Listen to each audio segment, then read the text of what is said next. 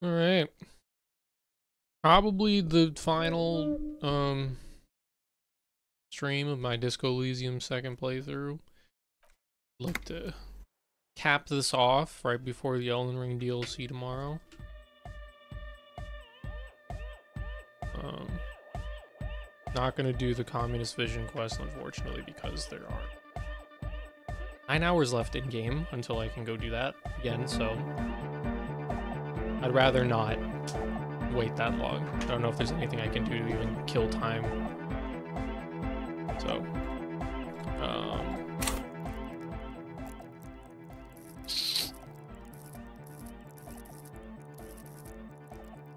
I ended up putting so many, like 1, 2, 3, 4, 5, 6, 7, 8, 9, 10, 11, 12, 13 points into the fucking Motorix. Oh my god.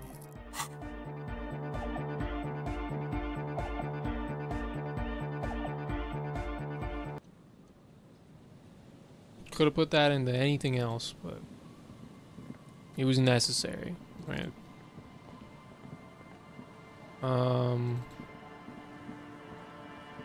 Going to the fishing village, I guess. Oh, right, I gotta find the tape. I still gotta go to the fishing village for that. It's in a tree somewhere.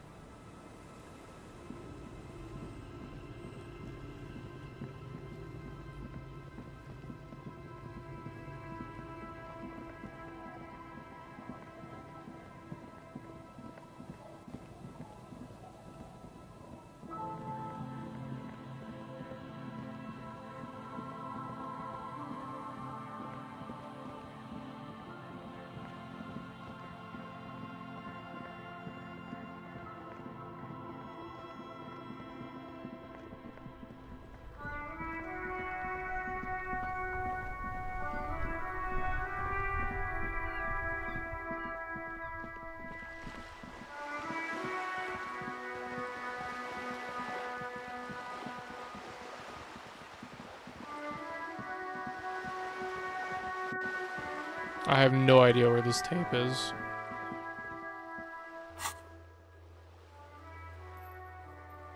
Walk back to the canal. Well, this one I feel like would be... I don't know.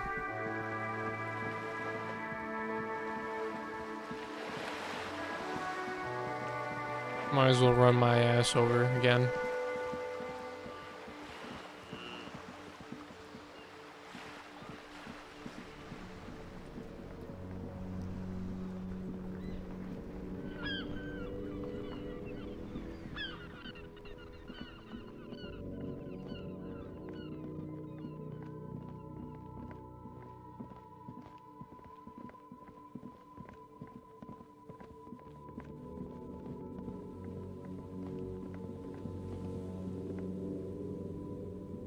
A tree, huh?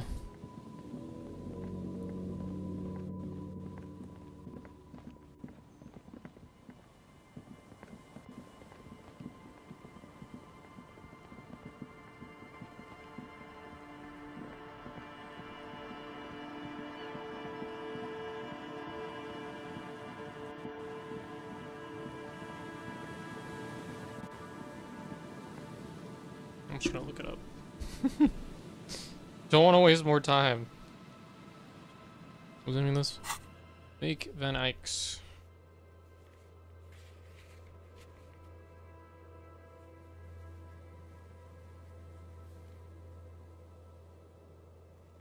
Angle tree southeast of Sealing.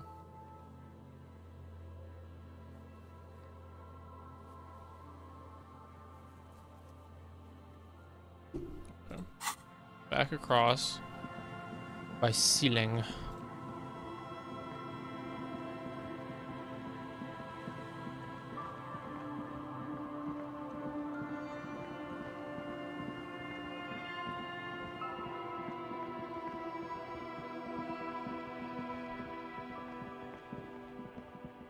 Uh-huh. The hawthorn tree on Rue de Songes Lane. Bronze-colored ribbons of magnetic tape are caught in its branches. fluttering in the breeze. Just like promised, you've stood here for what seems like eons, guzzling the sickly fumes of lorries and carriages. I need the Cabal Sun.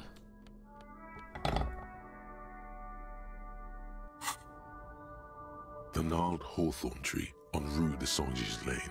A wintry breeze blows by, making the magnetic tape flutter. Good Hawthorn. Patting the tree reveals a small sticker which has almost been worn to oblivion. It reads, RCM Emergencies Desk, number 8102. Underneath a slogan, Mankind, be vigilant. You tree-hugging pansy. The gnarled hawthorn tree with slow and deliberate motions, pulling, bending, and unraveling, you manage to extricate the magnetic tape from the branches. It curls up into a mess inside your pocket. If only you could find a way to re-spool it, so that you could hear what's on the tape. What's the tape for? It's for Ed Heck. I promised to make his Van Eyck jam hit a bit harder. Maybe this tape can help. How? It's broken and unspooled. Do you think your new buddy knows how to fix it?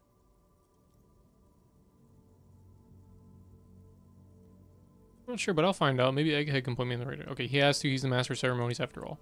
Alright. You could also get it fixed at the pawn shop across the street. We shouldn't waste our time.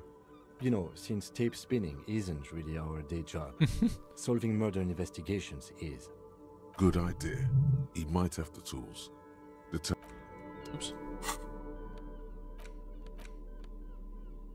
Bronze colored tape was found in the branches of a hawthorn tree on Rue de Saint-Gilles Lane. It gleams whenever a ray of sun hits the surface.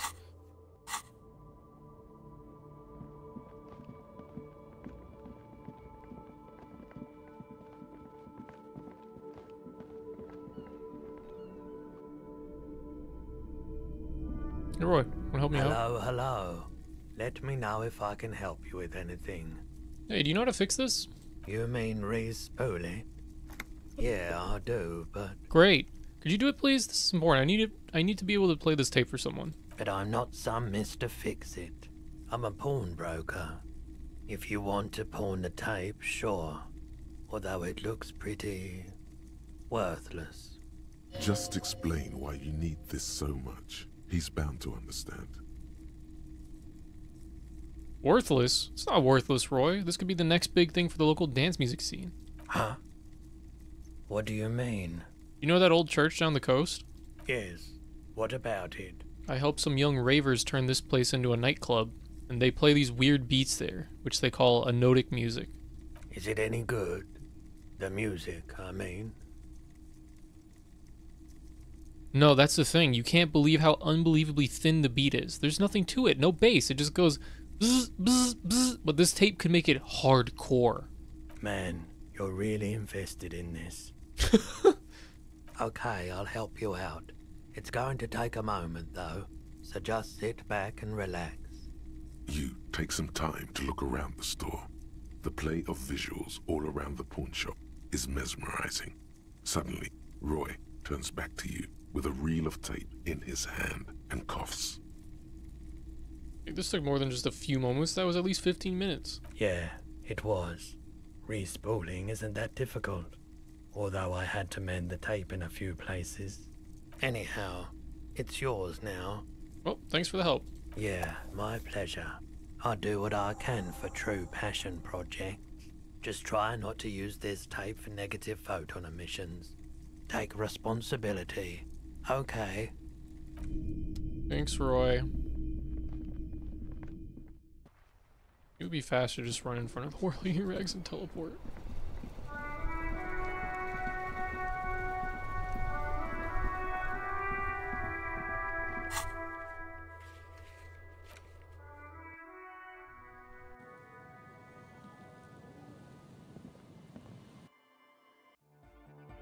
Here you go, Egghead. Bronze-colored tape found in the branches of a hawthorn tree has been reconstructed into a usable reel of magnetic tape. It's pretty fragile and in an odd format which doesn't fit into any portable tape players. Nevertheless, Egghead will be stoked.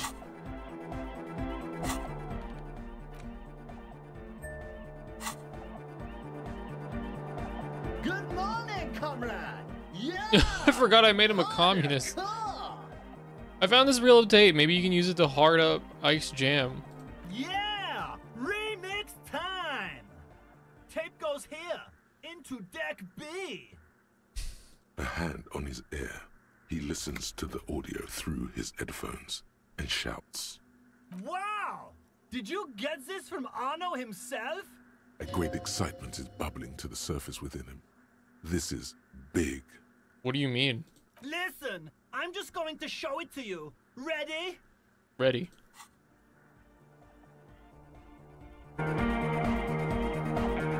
Oh, hell yeah. That fucking guitar in there.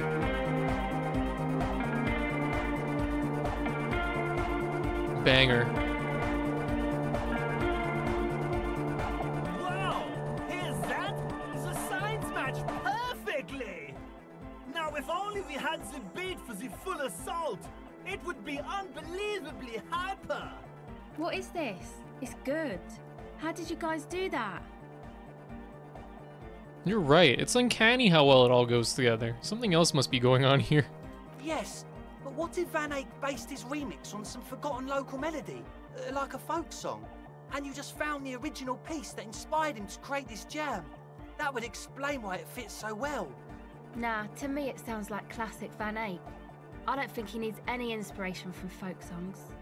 Maybe he lives in Martinez and just threw away part of his song because he thought it wasn't good enough? I think it's just happenstance. Chaos in action. Contingencies of our limited existence. That and Egghead's fantastic talent. True. Noid's right. Egghead's technical talent is the key. Something mysterious is going on here. Very annoyed. It's just luck. And Egghead's incredible mixing skills. Be how it may, if it fits, it fits! Bring up the volume! What about the bass? Do you have any ideas for that? Yeah, I remember. You said it needs more bass. I think you might know the answer. What if we use that crazy sound assault from Sona's experiment but tamed it, made it pulse? But how? What about that compressor Andre was setting up to achieve some sort of parallel processing? Don't be too hard on yourself if you don't figure it out. I think the jam's already pretty ultra. But it could be hyper hardcore! Arnold Van Eyck. The question won't leave you. Why did the melody line from a broken and discarded tape fit perfectly into a song played by some speed freaks in a frozen tent? Could it be coincidence? Maybe it's the hand of the man machine himself in his attempt to craft a perfect song. Maybe Egghead is actually Arno Van Eyck in disguise. Ache? Egg?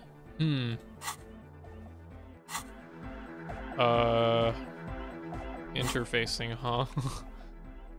Oh boy. Do I have anything that does interfacing?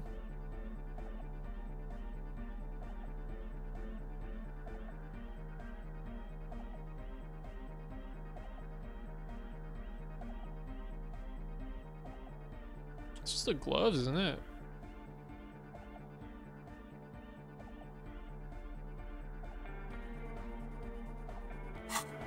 Alright, well.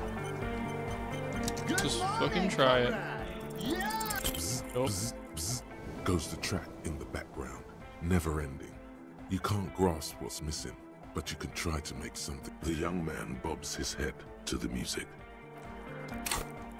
Okay, well, I can't put any more points into interfacing. I'm gonna try again. Good morning, comrade! What do I need? Yeah! A 16? I need a roll a 9 or higher. Oh, still not. I want to know what this sounds like. Good morning, comrade! Bzz, bzz, bzz. I'm just gonna keep doing this. Good morning, comrade! There we go. Sidechain the beat. Sidechain the beat. Isn't that like a meme in like the beat making community industry, whatever the fuck?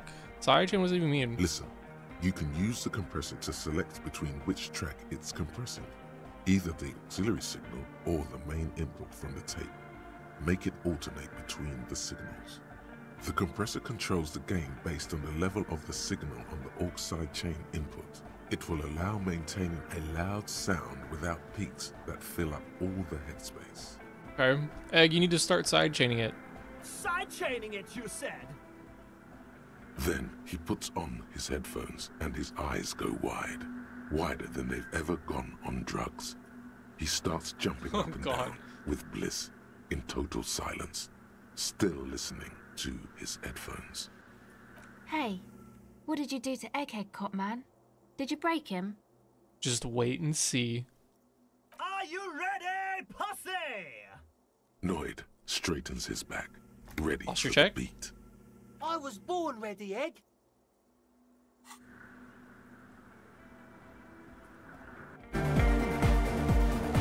Oh, hell yeah. That's what we're talking about.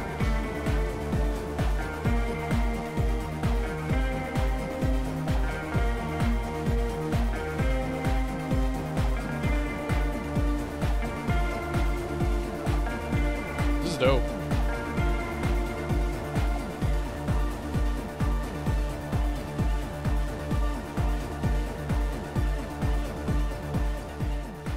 The audio assault is glorious. The speed freak dances on the stage, intensely waving his hand in the air. This is beauty! This is life! Look. What in the world is going on? The way melody and bass flow together, it's unnatural. Your body is taking a beating from the low frequencies crashing over you. It's making you feel alive again. This one is for the Anodic generation. Introducing the ultimate sound! We have tamed the sound, made it our own. God damn it. This dance club idea might just work out. DeLorean Church! The place to be! Pump it! Pump it! Who will be the innocence of hardcore anodic dance music? Alright. Cool.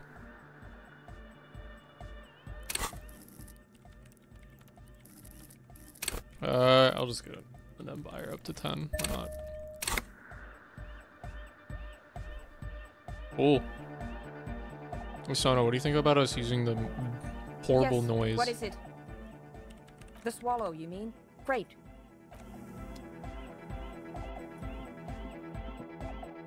Yo, man. What's on your mind?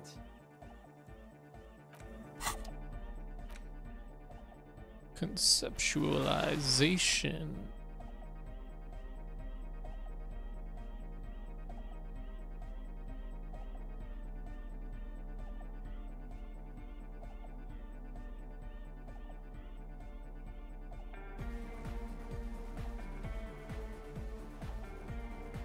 It's a pretty dope song.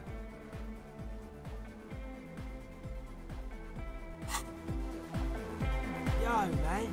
What's on your mind? Dedicated, Oh! hyperactive, unified. You will have to add something of your own to understand this list of loosely formed qualities called hardcore. You need your own entry. Make it. Test your limits. Surpass them. Dance till you drop. Dance till you die, if you must.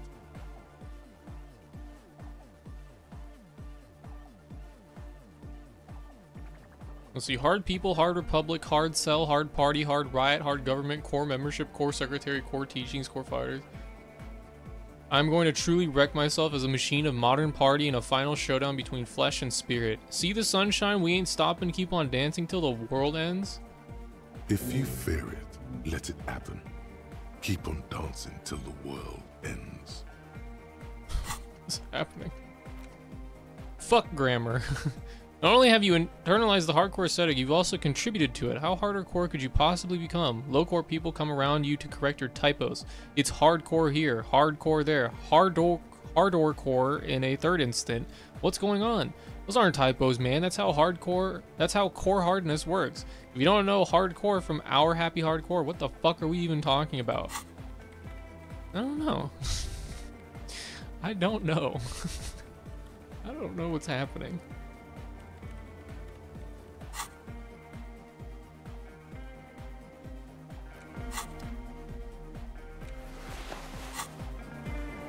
Yo, man. They're hardcore. That's it? They're just clothes. I thought there would be more to it. It's just a style, you know. Normal hard style. Anyone can wear it. Cool. Take care, Noid. Maybe try the assault check. Nope. Alright, guess I'll never figure out what's going on with this cell. Oh, Andre.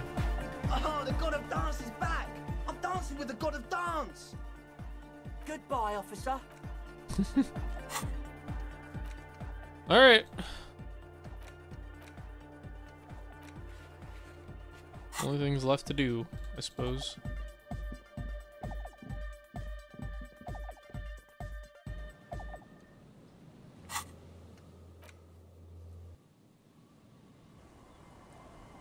Anything to say, Kim, before we depart? Yes. No.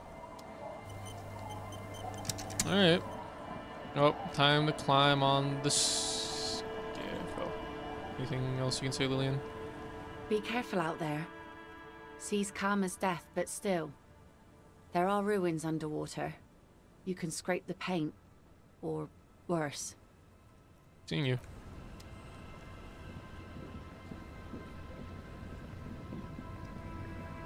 A skiff with a small steering engine in the back floats on the calm mirror of the sea. Its 2 seats are empty. The boat's belly is a shiny yellow color, industrial paint over fresh tar. You see it reflect off the water, along with the factory number, A72. Once you get in, that's it. One pull of the starter handle, and you're off into the bay.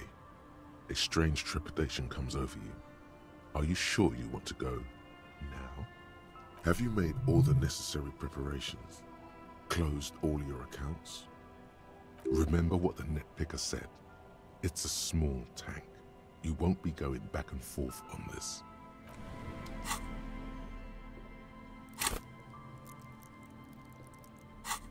Shitting on my authority again?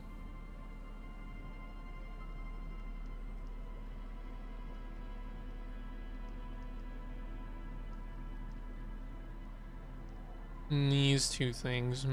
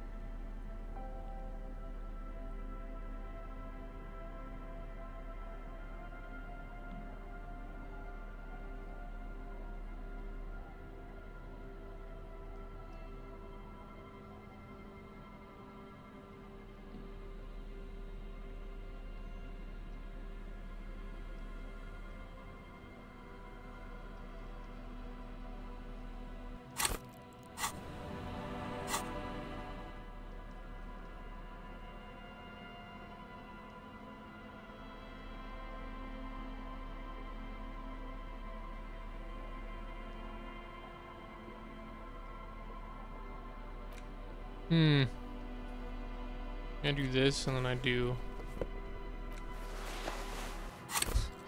What a horrible outfit. My authority is at 3. Shivers at 11. Okay, my shivers will be at 10. It's fine. There we go.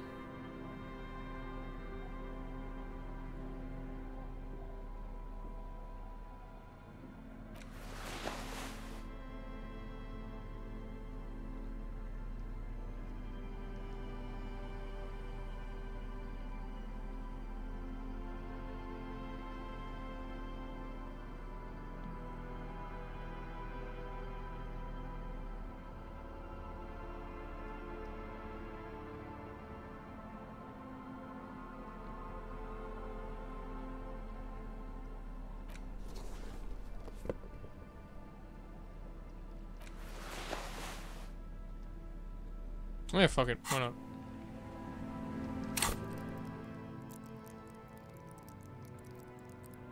10 shivers, 10 Inland Empire. It's good enough for me. The skiff floats on the calm mirror of the sea. Its 2 seats are empty. Once you get in, that's it. One pull of the starter handle. Have you made... Remember what the net picker said? It's a small tank. You won't be going back and forth on this. You take the engine, Kim. I'll hold the boombox. What? Well, what? How else do we blast sad FM on her? You heard me. Don't make me repeat myself. Fine, why not? Very cool. Now tune it to sad FM. You know you want to. Okay, hang on.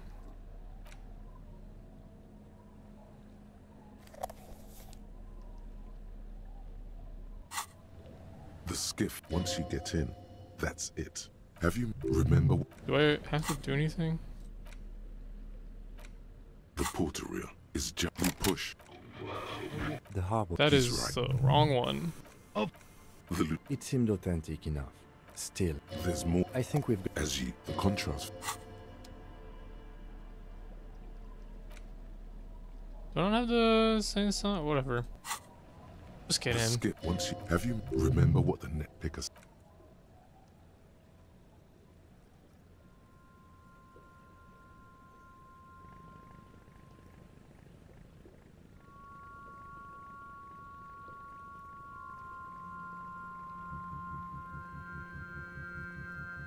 Want to be free. Want to be free.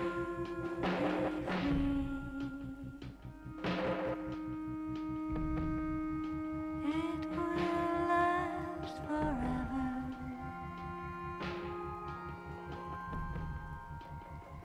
Eternally.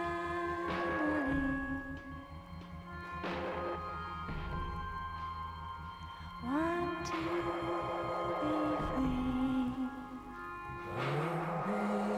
free. Want to be free.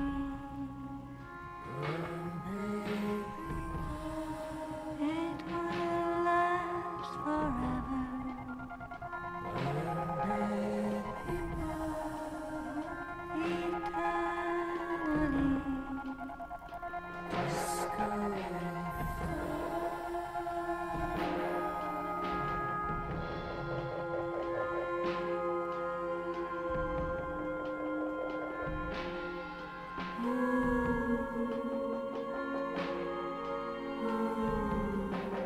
Want to be free. Want to be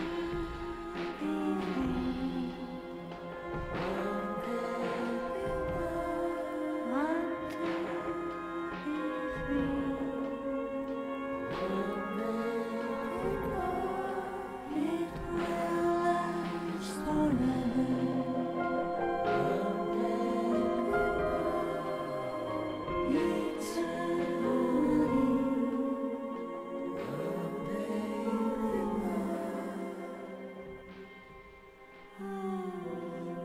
trees are green and overhanging, featherlight free and everlasting.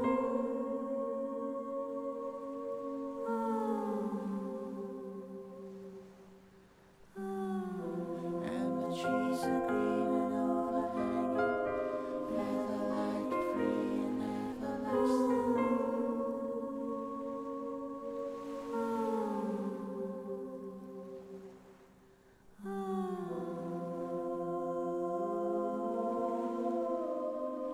Want to be free.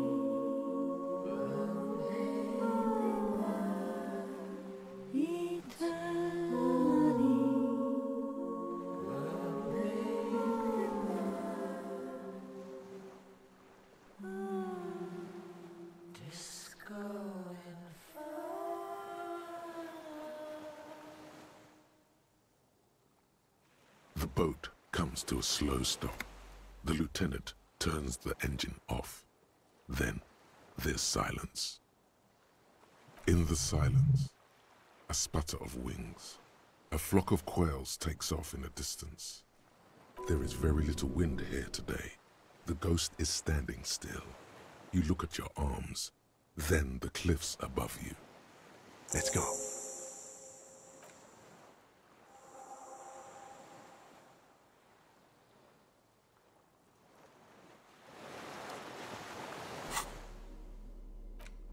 Alright.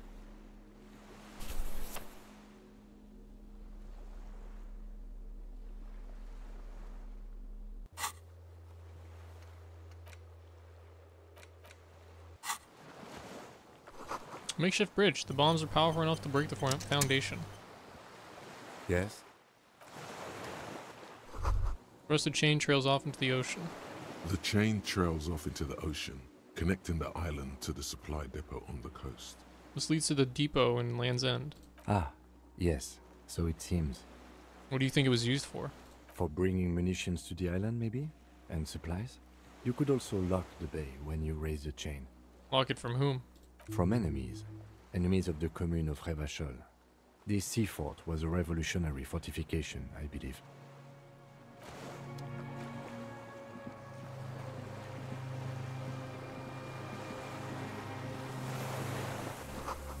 These tires are falling apart. They're at least 50 years old.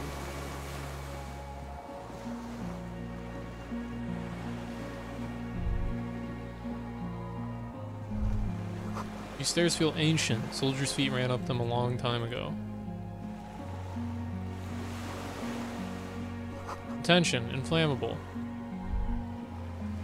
Some fuel has leaked out of the barrel, black, viscous. There's a lingering trace of mazut in the air. The dry grass crackles under your feet as you stop.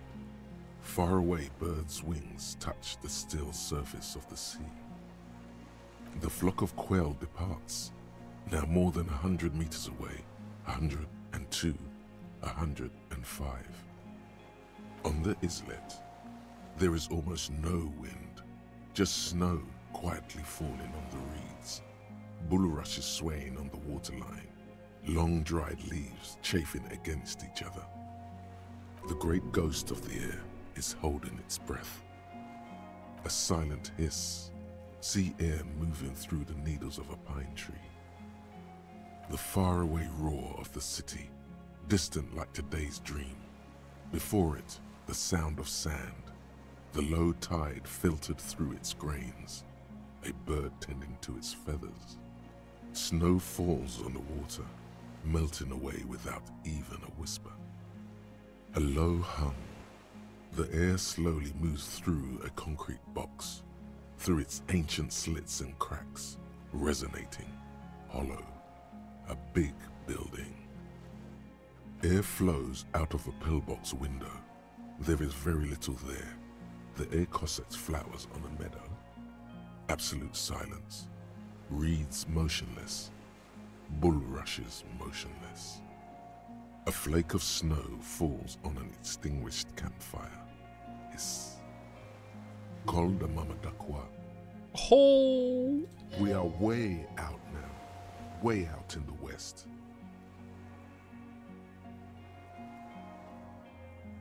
Yes? Pretty silent on this island. It is. Is that why we are stopping? Mm-hmm. Wait, I have to listen to one more thing. The lieutenant nods in silence. Okay. Warm air from the inside of the building. It's warmer than out here. It's warmer there than out here. This barrel says Elysium. You see a star with little specks in it. Little birch from the coin-operated viewer, still holding on. Hello. No way to get up there. The stairs are gone.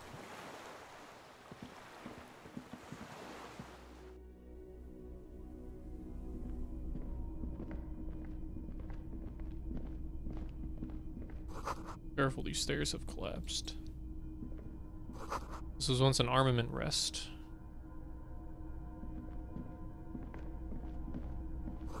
Books, mostly fantastique and historical fiction. Dishes stained with sauce and fire, a survivor's kitchen. An old cylindrical generator is nested above the ammo lift, with makeshift electrical wiring running out of its side and across the floor. The cables disappear into the wall to your right. The lieutenant puts his hand on the metal barrel, checking for warmth. It's cold now, but someone has been maintaining it. The wiring has been repaired. Where do these wires lead? downstairs, somewhere. What kind of generator is this? Liquid carbon. I would imagine it takes mazout. The kind that's favored by vagrants and fuel thieves. It's been a long winter, long and cold. If anyone stayed here, they'd need a generator. Crazy line, by the way. Moralist vision quest. A hollow ring. The canister is empty. Dust falls from the generator and down into the ammo lift. What does this mean? A generator here? I don't know. I'm not a philosopher. I mean, why is it here? Someone with basic electrical skills has restored it in order to keep the room warm. Maybe it's the fire guy. The wind outside picks up suddenly, with a faint howl. Inside, it's warm. The lieutenant assists you, holding the canister up to the fuel tank as you tilt. Dark brown, viscous fluid pours out, and the room fills with a chemical smell. There's a red starter switch on the side of the cylinder and a start rope on the other side. The lieutenant flicks the switch. The recoil start wakes the old generator up. The machine sputters like an old warhorse before settling down to a rattle. That should do it. Cool. This old cylindrical generator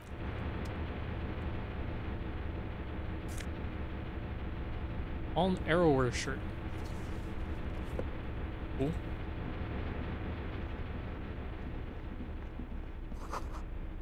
See candles planted on a broken rangefinder. Moth-bitten bed sheet keeps the wind out. Army surplus winter scarf.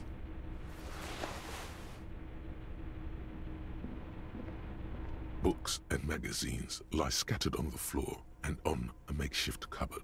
They are not particularly well organized. Most are soft covers, serialized fantastique and detective stories from the 20s and 30s. This disparate digest includes the classic Animal Adventures. Among what is mostly commercial fiction and serialized stories, you find a magazine cathodique for electrical engineering. Then it's back to pulp.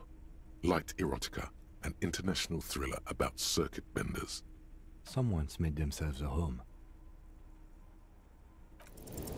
Not that you can tell. This is a digest of someone who's dead bored. Most of it is for entertainment purposes, fittingly right next to the radiola on the floor. Maybe it's a little old-fashioned. There's a nude mag. More than that, you can't say.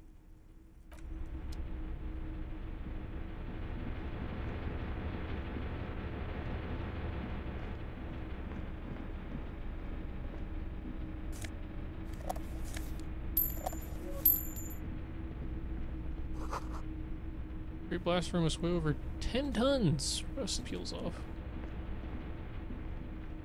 You see a small metal door nested inside a larger one.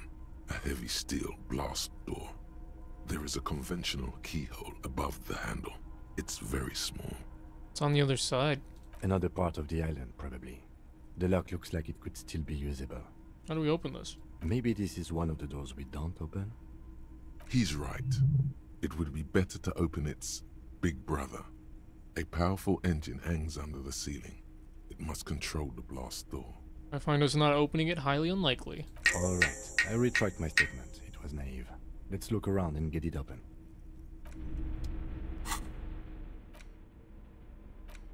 This fallen training shirt has seen one wash too many. It retains its unusual design, one sleeve short, the other long. Little of its original colors. A great F swooshes across its chest, now in gray. Plight of the underclass. Sucks to be poor. This towy old scarf itches when wrapped around the neck. It has humanitarian aid written all over it.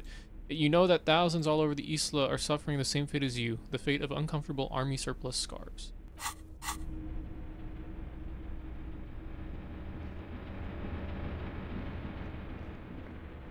Green paint flakes off the monoblock aluminium cabinet. There are rows of switches on the front panel, a frequency band, and even a keyboard. The keys rattle like teeth. This keyboard hasn't been functional in decades. What is this then? The console of an anti-computation device. The generator upstairs, with wires coming out. They terminate here. This open the blast door? I think, yes. Let's see.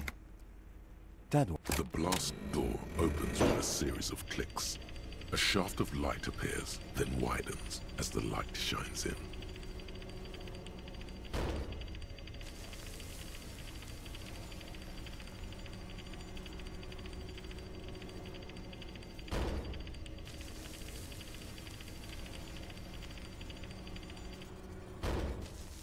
A sudden wave of anxiety makes your skin crawl.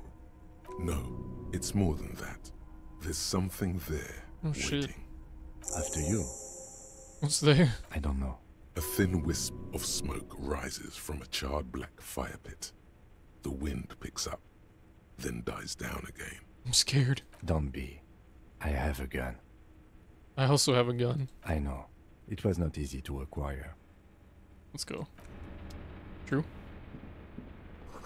Attach is jammed shut. Oh, wait. Maybe we take a nap first, huh? How about that? There's a greasy old spring mattress in the corner, resting on piles of soft-cover books. White linen and a pillow are visible under a worn-out caracal blanket. Someone has been squatting here. The linen is fresh, recently washed. Oh, recently. You force the rest of the sentence out through pain, thick as molasses, no longer able to hear yourself speak. You know, officer, you can rest here if you are feeling tired. I will keep watch. You could use some rest for what's ahead. Maybe a little shut-eye, just an hour. You face the concrete wall. There's less light there, in the dark corner. Like a dog, you lie there. You didn't realize how tired you were. Your body is still nowhere near healed. The blanket feels cold. The entire room does. Concrete and cold. Minutes pass. Half an hour maybe. The sounds of the sea beyond grow distant. Your eyelids close. Until you feel yourself standing up in the darkness, right next to the mattress. Slowly, the world begins to hatch from the blackness. It's evening. Sleep.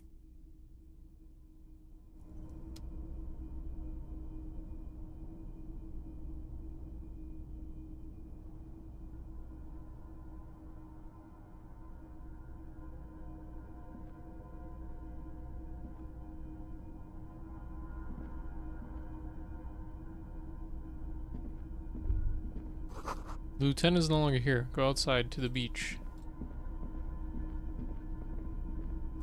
The door is back, like you never opened it.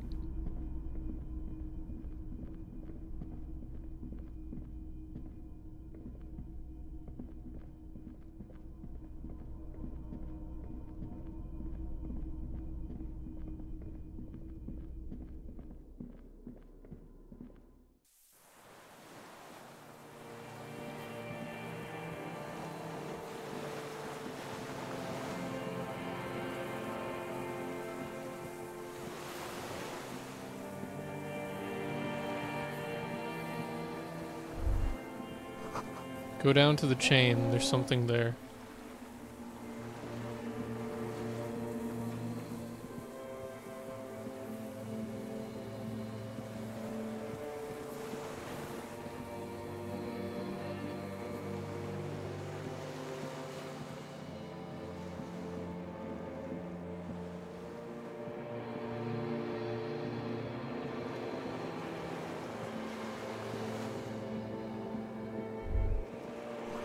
Walk into the water now. You see her footprints on the water. Further.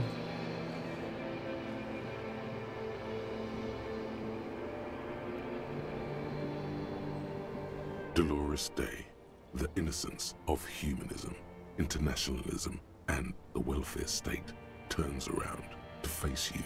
She has an airship airbag in her hand. She seems to be in a hurry. Okay, don't say you need to talk right away. Melt the ice first. This way you're already talking. But you don't even want to talk to her. She would only be cold with me. Let her go. Hey. Hey, Hey, how are you doing? I'm doing really good, actually. Both professionally and romantically. I've come to a fulfilling and peaceful period in my life. Well, how are you doing, Harry? I'm in my head. I miss you. Well, I'm in my head too. We're all in our heads. Do you miss me there? Sometimes. Not as often as I used to. So much time has passed. More than it seems here. This is everything I always warned you about. Something is off. I'm sorry. I was heading to the aerodrome. I just don't have time to... She means she doesn't have time to tend to your emotions. You don't have time to tend to my emotions? She sighs and looks over her shoulder. What are you doing? Stop saying things like that. Where are you going? I'm going to Morova. To live there, in Grad. It's 1 million kilometers away, Harry. Might as well be another lifetime. What's in the bag? Just my scepter, my globe cruciger, a spare silk gown, a toothbrush, travel documents, the crown of immortality. Crown of immortality? Aren't you already wearing one? Oh, this. This is just a wreath. The crown of immortality is made of rarefied light, mana and raw palladium. It was passed on to me by the rulers of late antiquity. Oh, you know, just casually made of rarefied light, mana, and raw palladium. She looks at the suitcase, not knowing what more to say. Then, over her shoulder, silence. Her nuptial gown flows in the wind, wraps around her holy body. Anyway. Your skin is holy and soft. No, Harry. It's just regular skin. I'm not as beautiful as you always thought I was. Let's not get into. Yes, let's not. I'm sorry I said that. It's okay.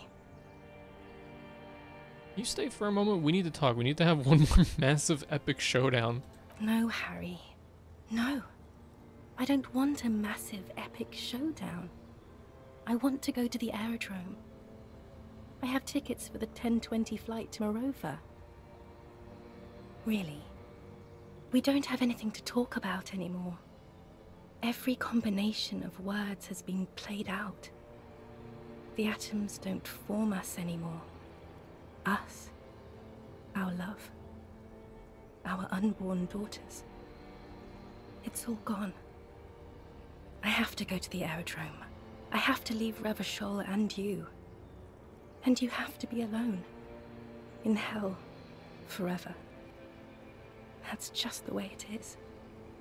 Oh God, whatever you do, don't try to kiss her yet. Not after that. You're still reeling. You'll fall over if you try now. I bought you this figurine of a headless Found Rider. I don't want it. It looks expensive. I don't want it. I thought you liked figurines. I thought the figurines were for getting you back. That's not what figurines do, Harry. But then the figurines don't do anything. She looks at the headless Found Rider between your fingers and doesn't know what to say. What about dice? I had some custom dice made in this area. Or in this place. A doomed commercial area. Harry, I don't want things. I want to go to the aerodrome. Okay, I won't give you things then. I didn't ask for things. It's too late to give me anything. Dude, I would have liked the headless Fallen Rider. Back then. What's this fucking achievement? The figurines don't do anything, or the figurines won't win her back. They don't do anything. What the fuck? Ugh, that's not a very good way for things to be. It's not. But What? Tell me there's something good. I don't know why I said but. There is no but. That's it? That's it, yes. We've talked about it 1,000,000 times. You will get over it. Just like I did. People do. Things will get good for you again. Where in hell? Stop. You're only making it worse for him. You never help with anything. Maybe. I think I've reached the end of the investigation. See? It just takes some time. For you, I think it'll take something like 20 years, maybe. It was hard for me, too. I used to think I couldn't live without you. But I can. She keeps her shoulders squared and her back straight, but it's clear you're still making her sad. 20 years? That's so much time. Yes. It only took me 1 year, maybe 2. Phew. So you felt that way once, that you cannot live without me? Yes. But that time is gone now. So very gone. Your Innocence Dolores Day, I'm sorry I made you sad. It's okay. Okay then. Super okay. I still have other things I need to know. What other things? We've been through all the things, Harry. I get the feeling you're not really Dolores Day. I don't know what you mean. Dolores Day? You're... the morning. The morning? I don't understand. No, I meant mourning. I'm grieving, but you're not even dead. Oh my god, Harry, stop. I don't want to hear anything about the mourning. Mourning someone who's still alive. Any of that. I can't do that anymore. I'm not 80 years old, I'm 32. People my age are not supposed to mourn. You're the X something. Wasn't I Dolores Day just a second ago? Now I'm the X thing? You're confusing me. Look, I have to be at the Lausanne Aerodrome at 10:20 p.m. I still have a light rail to catch. I haven't even bought the tickets yet. We all told you. Everyone warned you. Shut up, I'm talking to her. That's the problem. Look at what's pouring out of you. I'm glad we're having this conversation. I'm getting so much closure. I'm glad too, but I have to go. My friends are waiting for me on the platform. I can't let them wait. It's impolite. Cool. Your friends. Say hi to your friends for me then. I will. 1,000 times you beat an animal. 1,000 times you've raised that fabric. What is underneath has always calmed you, centered you, made you sane. I've heard you on before. You're the voice on the phone. Oh, Harry, you shouldn't have done that. Do what? Call me like that. You ruined it. There was still a chance. You should have waited longer. She would have called you instead. It wasn't me, it was my hand. My fingers called you. I know, you would have called me yourself if I just let you. I was too impatient. Oh, Harry, do you really think so? We haven't talked in years. I don't want to call you. I don't want to hear from you. I think of you less and less every year. Weeks go by without me remembering you. Months already. Soon it will be years. Every season that passes, the light gets less clear. I sit there in Morova, in the holy gratitude of my bliss. I put my hand on my belly and smile. The air gets cold around you. She looks down on her stomach, then up at you. Her eyes are full of tremendous distance and mystery. I hope I never know what that feels like. Breaking up with a woman, seeing her again at some point, and knowing that she's pregnant with somebody else's child. That sounds like hell, bro. Assuming, you know, never get over her like this. Like, this sounds horrible. If everything's like water in the bridge, then it's like whatever. But like, this sounds fucked up. The death blow is coming. Love that. Yeah, love the death blow. Black-eyed dogs wander the alleys. Apple trees hang their bony limbs low over the patchwork of roofs. Red and black. Revachol West, the evening sun. She's left and bloomed, far away from us, our vast soul. Oh boy. It's Dora. That's what the voice said on the phone. Dora is short for Dolores. Dubois, yes. Dora Dubois.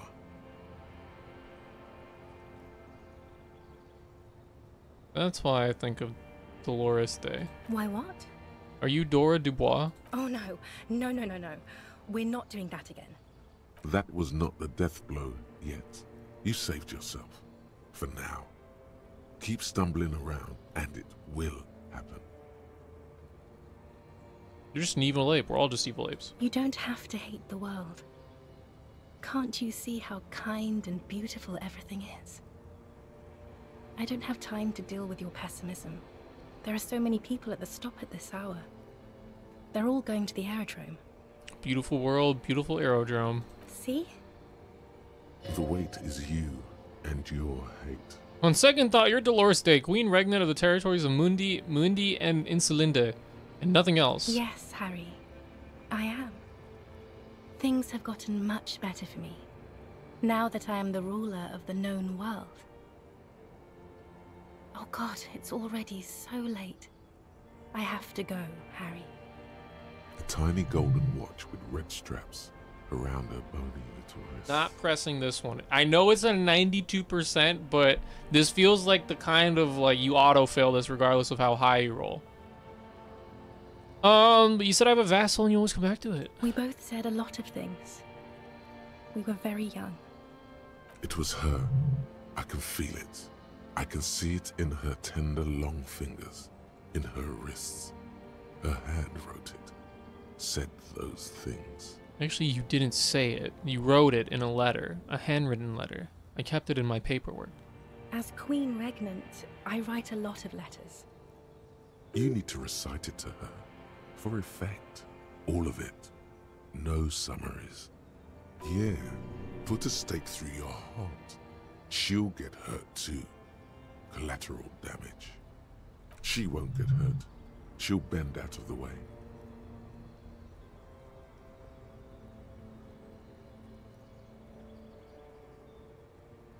Okay, what is this gonna do? Fuck it, let's go, let's get cringe. Please, Harry. I just don't have time for this.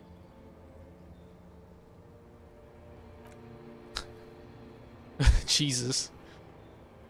Okay, stop. Yes. Are you happy now? No, I'm not happy. Then why are you doing this? Being a police detective, I have performed a handwriting analysis on this, so I know it was you. Very well. I wrote it. It was morning. You slept. There was hoarfrost on the ground when I left, on Voyager Road. It was autumn. The first autumn. But Harry, please understand, it was 1,000,000 years ago.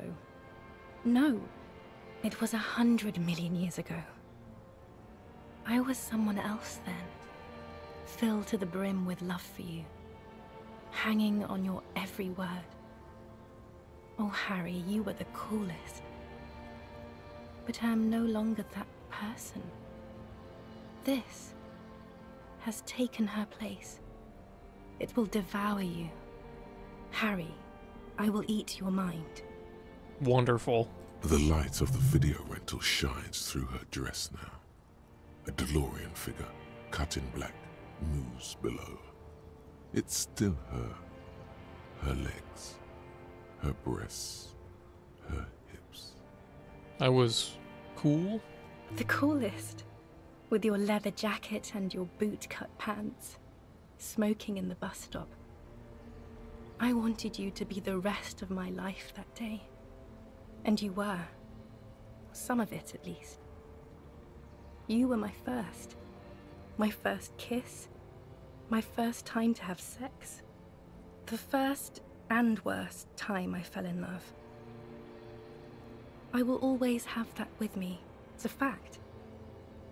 But that is all it is. It's like a ticket stub, Harry. It doesn't do anything anymore. A ticket stub. Yes, let's talk about that too. Let's bring it up, the zoo. In Le Jardin, the day we went east of the river. To the aquarium first. I was sad about my mother. I don't even know why. The shimmer of the fish tank on my face. The octopuses. It was just a day then, but to think. Were we there now, you could touch my hair, kiss me. Talk to me about anything. Go virtually anywhere in the world. Not like now. Now our interactions are limited to pain and regret. Can't you turn back to the person you were? I can see her in you, under the gown and that wreath. And my crown of immortality? No. You scared her out of me. With your crying, the awful time we wound up having. And the cheap rental flats you could afford. Can't you see? I can never think you're cool again. I can only think that way about new people. A cheap rental with mold on the walls and the tap dripping. Cheap flats, so the rich man took you from me. Yes, I have found someone. For whom I can feel the same.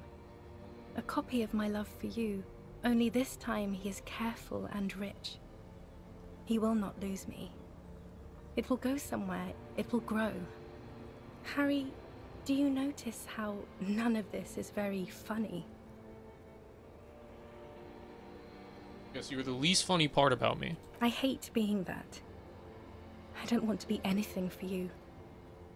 I hope the decades it takes for you to get over me have already passed.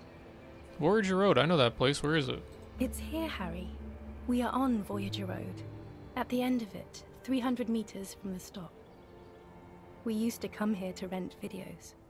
The house. There. You could not pay the electrical bill. It became a lightless tomb. The years you spent training for the militia, my parents' money, it was not good. Surely the alcohol didn't help either. Were we drinking? Everyone has a little glass of wine every now and then. I certainly do. It's a queen regnant thing. I don't think it was the alcohol. It was inevitability. See? If you drank with her, you'd be cool again. If you drank with her, you could have sex on alcohol. What now? What happens now? What is the next thing we talk about? Is there really anything left? If not, we can always repeat one of the things we have already talked about. Talk about it again. If you do not feel like doing that, you should let me go to the aerodrome. Don't let her. Don't let her go there. You should redo the topics. Go over everything. The things you didn't say before, too. Make it go on and on. Mass murderer! That is very contested by modern historians. Very contested. Plus, you're only saying this because things didn't work out between us. I have to go to the aerodrome now. I don't have time to defend myself from these accusations. Stop making her angry. She won't start loving you again if you call her a mass murderer. Seriously. Would you say you haven't behaved like a mass murderer with me? You were very bad to me too. We've talked about it like 7 million times now. I don't want to do that anymore. You're not even human. I am actually very ordinary, Harry. Below this gown and wreath, I have an ordinary soul and ordinary thoughts. The only thing inhuman about me is this. This thing you've made me into. I'm sorry for saying so, but I just hate it. What is this? This is so far gone, Harry. I don't even... No, you're special. You had glowing lungs. My lungs do not glow, Harry. I am just like all the others. None of us have glowing lungs. Stop making me into some kind of... Then it's you. You will make her lungs glow. Your pain is not meaningless. Then this is all meaningless. It is. And it's making me late for my beautiful, beautiful flight to Morova. Far, far away from you and Revachol. A warm gust wraps her gown around her waist and between her thighs. All the roads will miss her footsteps when she's gone from here. Oh, even Shivers is sad. A completely different world. The gown moves on her limbs like water. She breathes out, her breath heavy, You're running out of ideas. Don't go. I have to, Harry. Really, I've already missed the 8:30. I'm gonna go now. I was wrong. You don't have power over her anymore. You shouldn't have said that. I am wrong about everything. You should go on without me. I don't think you said that. Wait, can't we sit down and have a coffee first? There's a cafeteria on the corner. No. That would only be painful and dull. At the aerodrome, life, love, and laughter are waiting for me. At the cafeteria, dust, hell, and tragic comedy. Hold on, what is there to do in Morova? Light, life, culture. It's so much better than here. Everything here reminds me of you, and the horrible times we had. The nights we stayed up fighting for our dying love. I have to wipe it all off me and be clean again. I want to be a good person again. Not this. Not what you made me into. But I swore I wouldn't let you go. You told me. You asked me to be this way. That was someone else. I betrayed her, overwrote her, and I'm happier for it. And I'm really going now. The time is up. I must be on the 10:20 flight. Will we ever see each other again? I won't see you, but you will see me. How can that be? Oh, Harry. This is a dream. Can't you see? I'm already in Morova by now. Who knows how long ago this happened? A year? 2? 5 years ago? How will I see you again then? Right here, tomorrow night. Once this dream starts happening, it keeps happening. 3 times a week, at least. And Harry, it really, really looks like it started happening again. There's the video rental. I'm suffocatingly beautiful. And young. And I smell of tutti frutti chewing gum.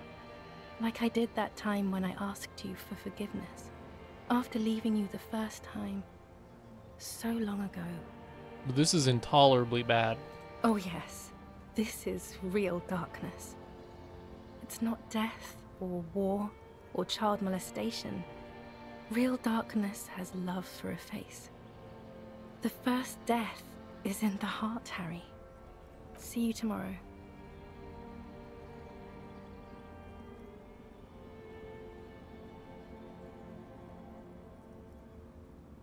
Well, that went horribly, as it tends to do.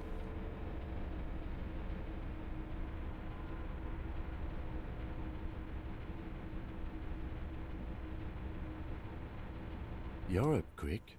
How was your sleep?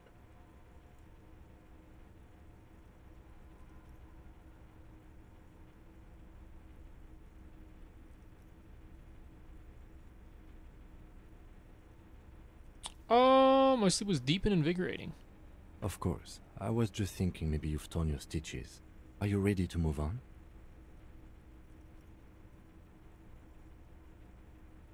Let's comb the entire island centimeter by centimeter. That's the next step in the task chain. Let's solve the fucking case. Are you sure you're okay? You thrashed around and you bolted up, half covered in blood from your wound. Actually, it was total annihilation, Kim. I did not want to wake you. Perhaps I should have? Was it a job dream? No, an ex-wife dream. The lieutenant nods solemnly. I understand. We've all been through similar things. It can be overcome. Let's comb the entire island centimeter by centimeter. That's the next step in the task chain. Okay. He's still worried. You must have really thrashed and squealed in your sleep. Well, I guess I'll put it into authority. See if I can get the thing at the end.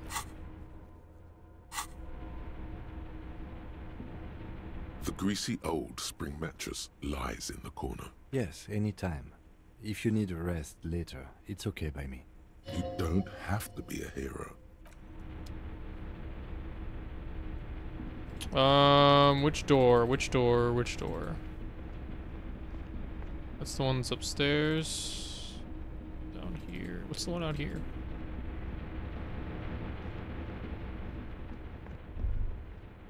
Water rushes below, far down below.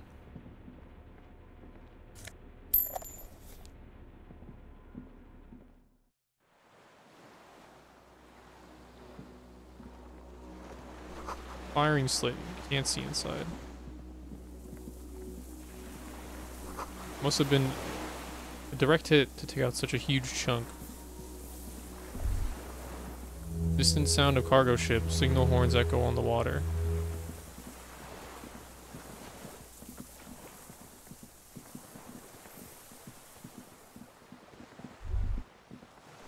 The ice cracks under your feet. Be careful not to fall through.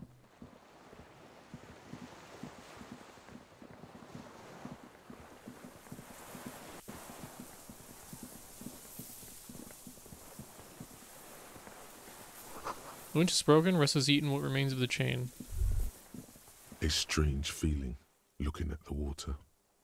Maybe you should just wander off into the sea. Leave it all and walk in with a bottle in your hand. A bottle in my hand? Always. Why? Perhaps there's someone there, under the water, waiting for you. In front of the video rental, on the corner, at the crossing.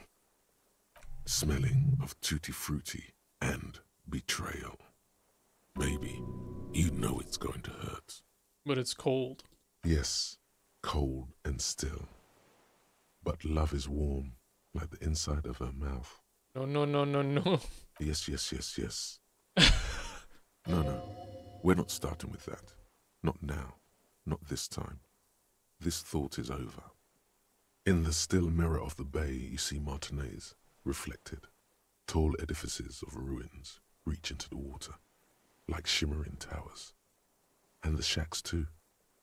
Pine trees and motor lorries, upside down. Islets and posts, like stepping stones, lead into the water in front of you. Go. Step in. It's been too long. Well, I kind of can't, so.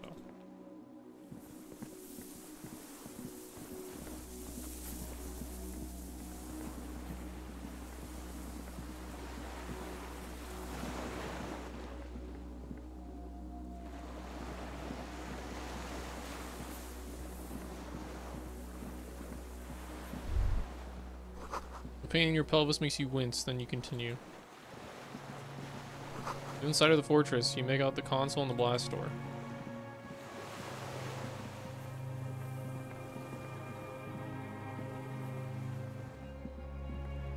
A weathered artillery map showing coordinates in the Bay of Revachol. An old medicine cabinet newly stocked with druamine. Plum fuel canister. There's a rain-soaked mattress on a concrete slab, only half covered by the crumbling roof. At the head of it, double embrasures, firing slits like two eyes in the wall. This looks like a good place to aim from. A single-person mattress, modern, civilian use. Brand name, Marjorie. There's a fuel stain on the cover, along with cigarette burns. And an empty can of beans on the ground next to it, filled to the brim with cigarette butts.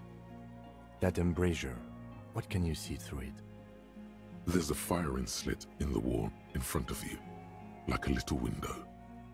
Quite old and grimy from years without cleaning by anything other than the rain. The springs screech as you lean on the mattress and crane your neck to look out. Trepidation, a tingling feeling in your stomach. A small piece of Martinez coastline opens up in the square in front of you, like a tiny landscape painting. 1 kilometer across the water, the ruins look familiar. A towering skyscraper, its top floors shaved off by artillery fire. Capeside apartments. Rue de Saint-Ghislain, 33A and 33B. The red chimney and collapsed back of the 4-story tenement in front of the whirling in rags. Rue de Saint-Ghislain, 10. The doomed commercial area. The box-shaped silhouette of the whirling in rags. Its sloped roof, a tiny fleck of light catches your eye on the rooftop. sunlight reflecting off the upstairs window of Clausia's room. Motherfucker. What does that mean? Do you have line of sight to the window? More than that, Kim, with a pair of binoculars, I would be able to see inside the room. A pair of binoculars? Or a scope of a rifle? You'd be prone, lying on a mattress, barrel resting on the embrasure. cheek against a cheek rest, hand on the hair trigger, on a calm day like this. Kim, I can make it. I can make the shot. Good. I think we have it, Detective. The origin of the shot. This is the sniper's nest. Better late than never. Nothing pointed here. Many leads pointed elsewhere. You're right. He looks north, over the fortification, then at the mattress. He's conflicted for a second. There's guilt there. It takes him a moment to rationalize it away. Could the shooter still be here? Where? On this island. He does not answer, just nods. With his back hunched, he looks around once more and says, he feels uncomfortable suddenly. We should move now.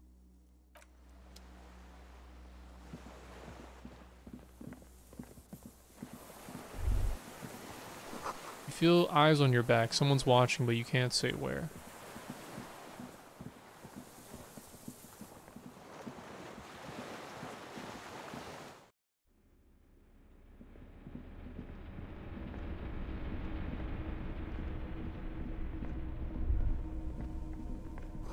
Walk slow, it might be dangerous. Nah, we running.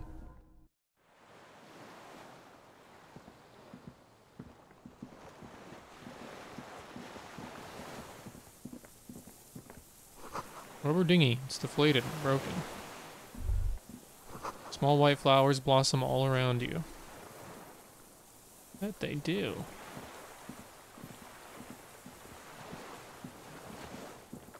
Here we go.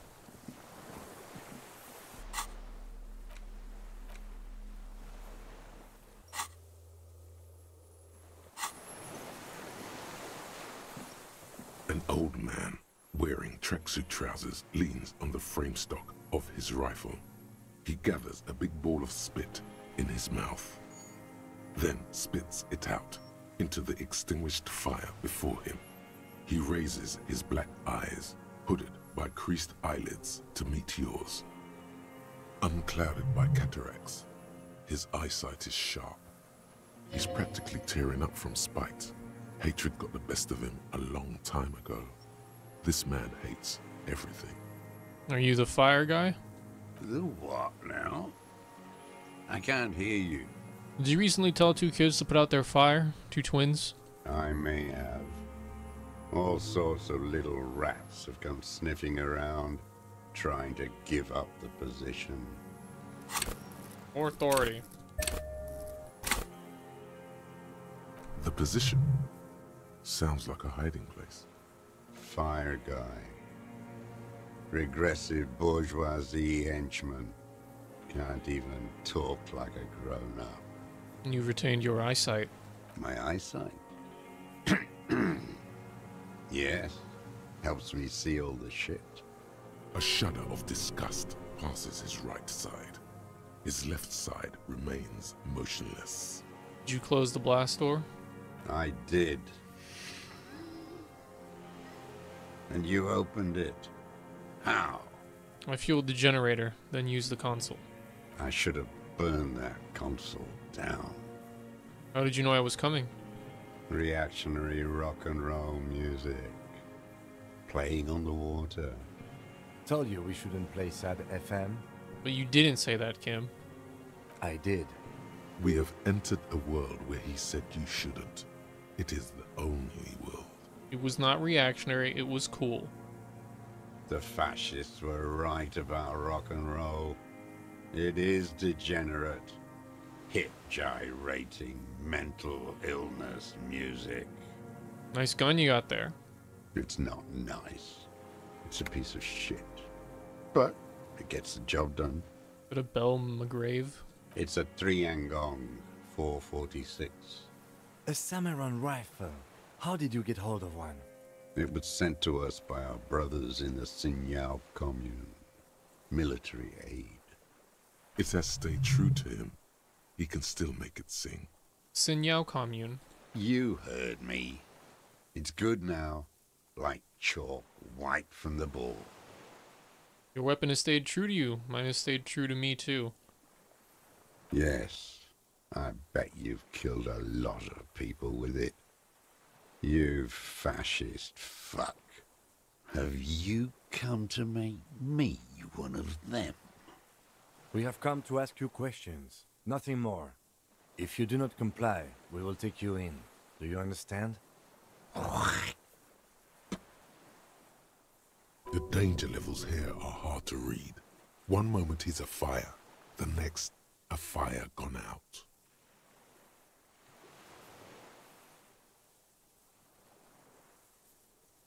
I'm with the police. You can keep the gun, but keep it down. Not one move. No. Put it down now, sir. Or you're gonna blow my brains out before you question me. To hell with it. It's a walking stick anyway. It's out of bullets. Like an amputated limb in the sand. His gaze follows your motions. The rifle feels surprisingly light in your hand. Frame stocked and patched in places with tape and wire. The rifle's in a shabby state, like a crutch that's seen too much travel. Hieroglyphs are embossed into the forearm, made of walnut. On the butt, you see Vespertine writing, burnt into the wood. Triangle, 4.46mm, made in Signal. As he said, it's a triangle made in Signal. No one said it has to be a Belmagrave. We were just guessing. From ballistics, it could easily have been a triangle, too. It doesn't matter if it was made in Shanty Shanty. All it has to do is use jacketed ammunition. And it does. It uses jacketed ammunition, 4.46. The right type and the right calibre. He's liking this. The old man keeps following your motion with his gaze. His right arm twitches suddenly. This looked very much like the murder weapon. It could be used against him to get a confession in time. Who are you? My name is Josef Lilianovich Dross, Political Commissar of the 114th Anti-Aircraft Division of the 4th Army of the Commune of Revachol. I am a deserter, a partisan, and a prisoner of war. This is my termless surrender. The Commune of Revachol? Do you mean the ICM? You're a holdover from the... From the Insular Indian Citizens Militia, the Army of the Revolution. I was recruited in Jamrock in '07, trained in the École de Contrôle Orion, and consigned to emergency defense duties in '08. I left my unit on the eve of the landing. When I returned here on May 14th, the Commune had fallen. Still armed and ideologically trained, I wrote a criticism of myself and resumed partisan duties. How long have you been on this island? 43 years. No. I've been on other islands too. I was in Resurrection until they turned it into a spa in 18. Then I was on E48, a nameless sound, until the sea washed over it. Then I came back here. That was 22 years ago. Again, you've been hiding here for 43 years? 43 years and 10 months. That's steadfast. It's not how a human being should live. But I had to. I couldn't just forget. I couldn't just forget what I saw. He just couldn't. You couldn't give up. He nods. But he can now. What have you been doing during all this time? Hiding, fishing, waiting. Where the afternoon grows late, on Rue de Saint-Ghislain, people walk home. Street lights will soon be lit. Further inland, the streets are alive with workers, men, women, children, street hawks and migrant laborers. The temperature is steady.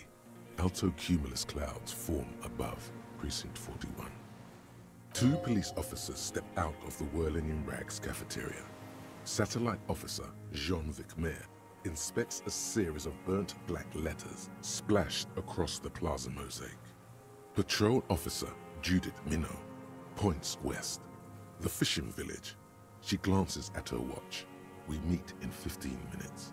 It's a 10-minute walk. The officers go, leaving behind the writing, still smoldering. One day, it says, I will return to your side. Always waiting. For what? For her to return. Her who? Girl child. Revolution. She better come. I too have given my life to Mazovian socioeconomics. A waste. The material base for an uprising has eroded. The working class has betrayed mankind and themselves.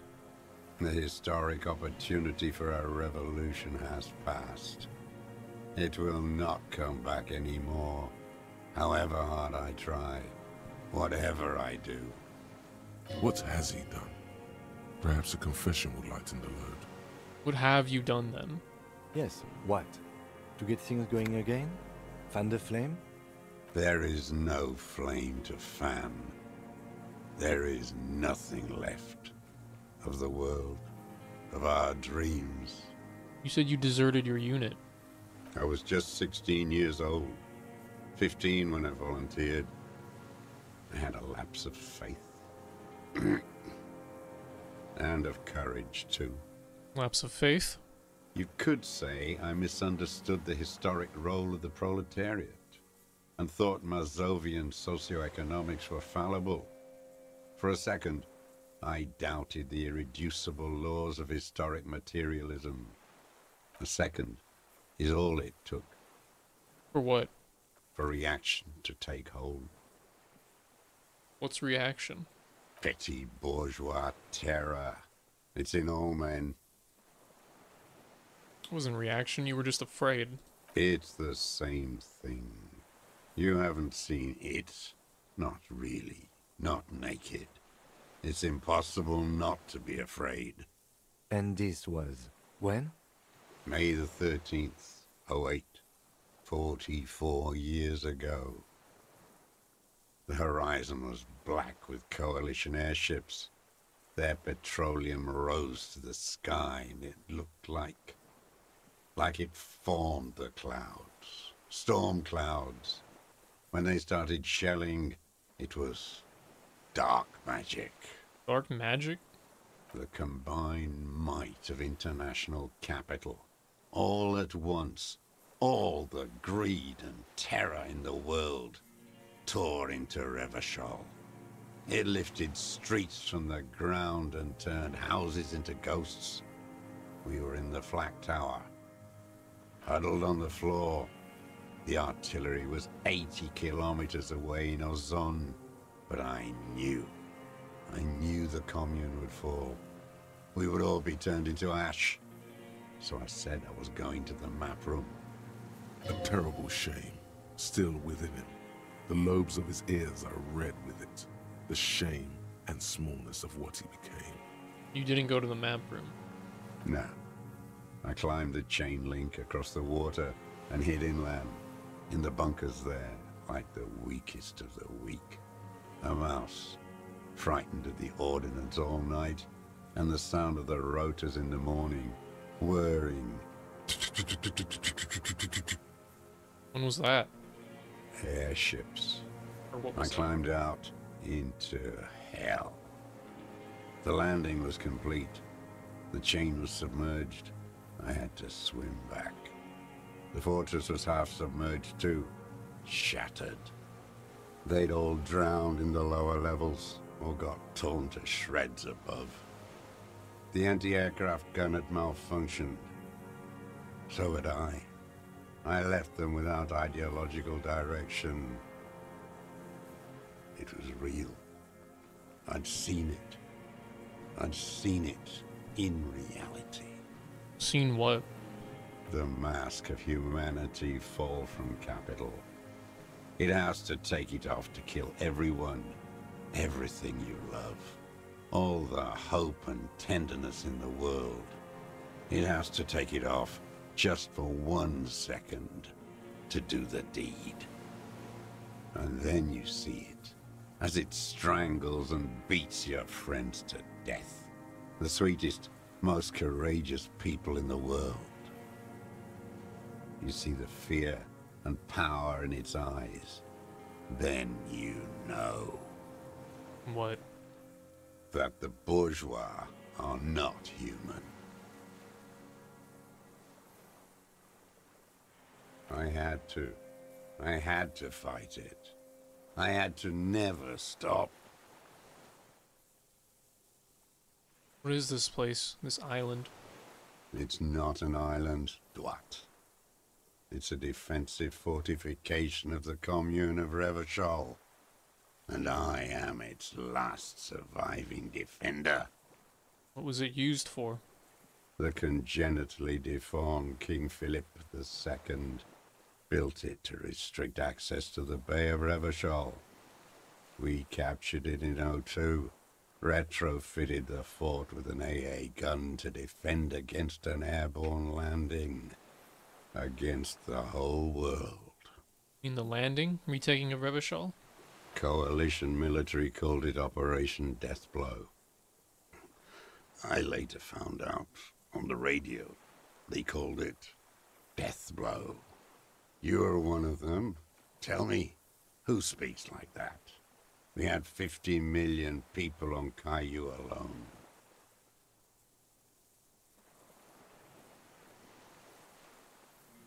Murderers, I know what you mean. You don't know. You haven't seen it. Iblis. Iblis? The black-eyed angel. How have you survived all this time? How does anyone survive? I steal. You steal. Supplies, vegetables. I collect rainwater. It's the life of a dog, not a human being. How is your health, Mr. Dross? I've been throwing up blood since winter. Red, like beetroot. Been passing it in stool, too. The RCM can provide medical services. You need to be looked over. I need to die. You don't have medical facilities. You have guns. That's all they give you. Toy guns. You also have Dramamine. With Dramamine and other opioid-based painkillers, you must be in pain. I have been running out of that stuff. This is a serious situation. You need to be looked over and we can do it. There's nothing to look over. The triage is in, and it's black. Administer morphine. Moribund. How have you coped mentally? I haven't. I have holes in my brain. Years missing. Others filled with pain only. A decade of...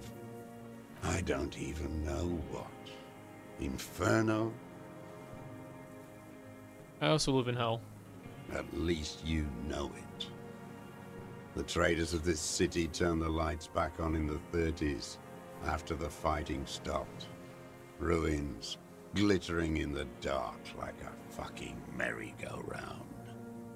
It's disgusting. Are they not heartbroken? How could they have moved on? How have you concealed yourself all these years? It was hard in the tens. I didn't have partisan training. They were searching for stragglers, those bloodhounds. Floodlights on the water at night. There were posters, campaigns. We communards still hoped, and they needed to snuff that hope out. The East capitulated. Martinez and Cold City were turned to dust. But Jamrock, Forburg, even Coron, and Boogie Street, of course. Those fucking kips had Marsov coursing through their veins. And others too. Some cordons of Revachol was still fighting. There were cells. I tried to contact them. Soon they all went silent. The frequency's dead. How did you get between here and the mainland? At night, I used a dinghy. I only went after dark then. When I got to the city, I stayed underground. Patrols, you lot, the commons too. They'd started snitching. In the city, you move underground? From bunker to bunker. Not anymore. No one cares now. I don't even have to hide. They think I'm another antisocial vagrant. I could walk straight into that town if I wanted. Why don't you just walk there? I don't want to. They're all traitors. Pigs, rabbits, and dogs. Men without ideals are only animals. He does not want to see life moving on. People forgetting, drinking, laughing. The weapons cache under Saint Ghislain 22B in the basement. Have you been there? So you finally found it. There must have been a small squadron's worth of arms in there. Elmer Graves, right? They were. Useless now. Rusted away. So you've been there? Sleeping. Some nights. Ammo scrounging on others. Those McGraves were shit, even before they corroded. Some had bullets in the chamber, however. There's a small bunker under the Feld building. Have you stayed there? The propaganda bunker. I used to, but not anymore. Propaganda bunker? They stored leaflets there. Broadcasting equipment, too. Made broadcasts, I think. Propaganda officers. I buried them with their leaflets. They killed themselves. 2 young boys. Killed themselves? A lot of our boys did. I spent some winters there. Never liked it. Kept thinking of them. No need to go underground anymore. It's better in the ruins, on the ground. Tell me another thing. The old man looks across the water, at the city, the ruins, the motorways rising above it. You said this is your termless surrender. You're with the RCM, the coalition-appointed mob that enforces bourgeois morals in Revachol. I know what it looks like, but I have secret plans to turn the RCM into a Mazovian revolutionary unit. Rock and roll posturing. You're the RCM. You represent the Moralist International, the enemies of humanity who took this city. I represent their adversary, le Parti Communiste Insolente. Take me to them as a prisoner of war. I have relinquished my weapon. I can no longer serve. No superiors can relieve me of my duty. You bulldoze them all to a mass grave for trying to free humanity.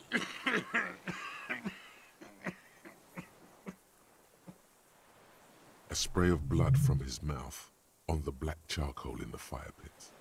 So you're a communist soldier in the communist army?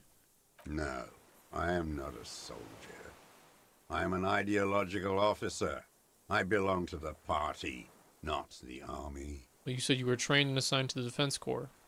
Trained in historical materialism, then assigned as a political commissar by the party. These things used to mean something. Wait, what does a political commissar do? The old man does not answer. He tilts his silver head and looks at the reeds. You see a small tremor pass through his legs. His job was to assure the army answers to civilian control and follows the ideology of the Commune. Scientific communism. A commissaire politique is a night philosopher of the revolution, a future human. He was like a cleric, a shepherd. So you were like a priest? No, the opposite of that. A future human, not a human of the past. That means you're a trained communist, right? He nods slowly. Then another tremor. I'm also a communist. No, you're not.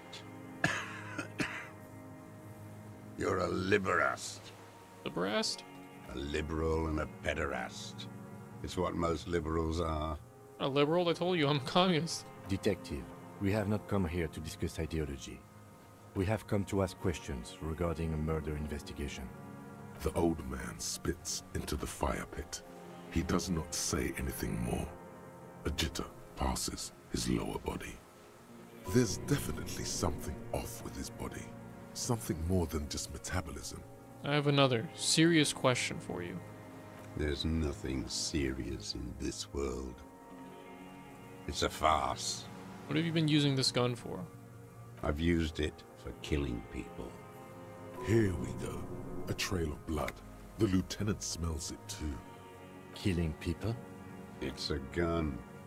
That's what they're for. You want a moralist euphemism? Defending your family and your property. I haven't done that. I've used it to kill people. Interesting. During or after the war? There is no after the war. Class war is never over. Go in straight. No euphemisms. He doesn't like those. No. Be careful now. Slow and steady does it. Make him repeat it first. Don't mess this up. Remember, he wants to tell you. Get personal. Wait, so which one do I say? Nothing comes to you. Silence. His black eyes look at you. And in them, a chill, like electricity running up your spine, crawling into your skull. All is not as it seems. Detective. Damn it. Ask it already, he wants to say. I know you want... Okay, did you use that gun to shoot and kill a colonel, the security contractor Cornell? The who now? He heard you. He just wants to hear you say it. You're in.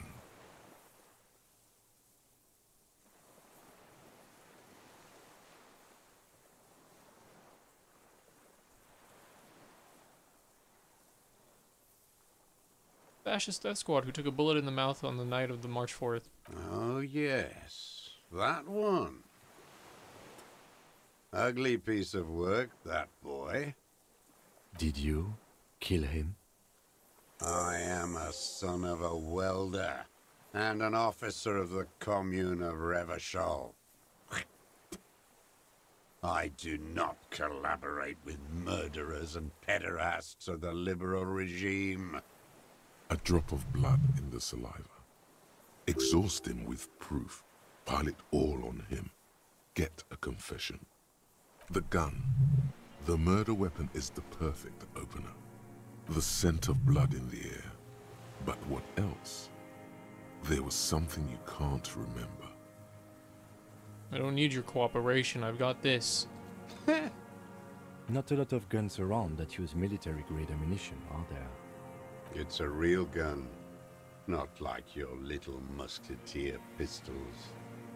I've seen you prance around with those, jumping hoops for the liberals. You look like imbeciles. Why don't you ask them to give you real weapons, eh? Going against automatic rifles with a flame bomb. Of course you got all those boys killed. Damn, he saw you. He's watched it happen. So he saw you. Okay. So what? Don't let it divert you. Stop changing the subject. We have the murder weapon. You know what? You're right. I'm convinced this made the shot. Should we call it? Think we have the murder weapon? 4.46 jacketed ammunition, modified for range. We have it. This is it. I'm calling it. We have the murder weapon. Good. This feels good, doesn't it? Tearing things up like this. When you have the murder weapon, you have the killer. Murder. Like a marionette on some invisible string. This pushed him, but not enough. We've Just done a little more. We've done the ballistics. The shot came from this island. I saw you poking around there, looking for evidence.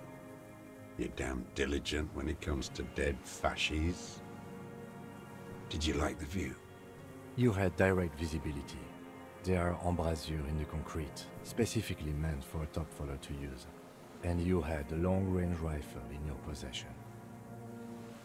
You have been here a long time, Mr. Dross. Too long. You need medical aid. I'm ready to die. I've done my part. He's practically admitting to it.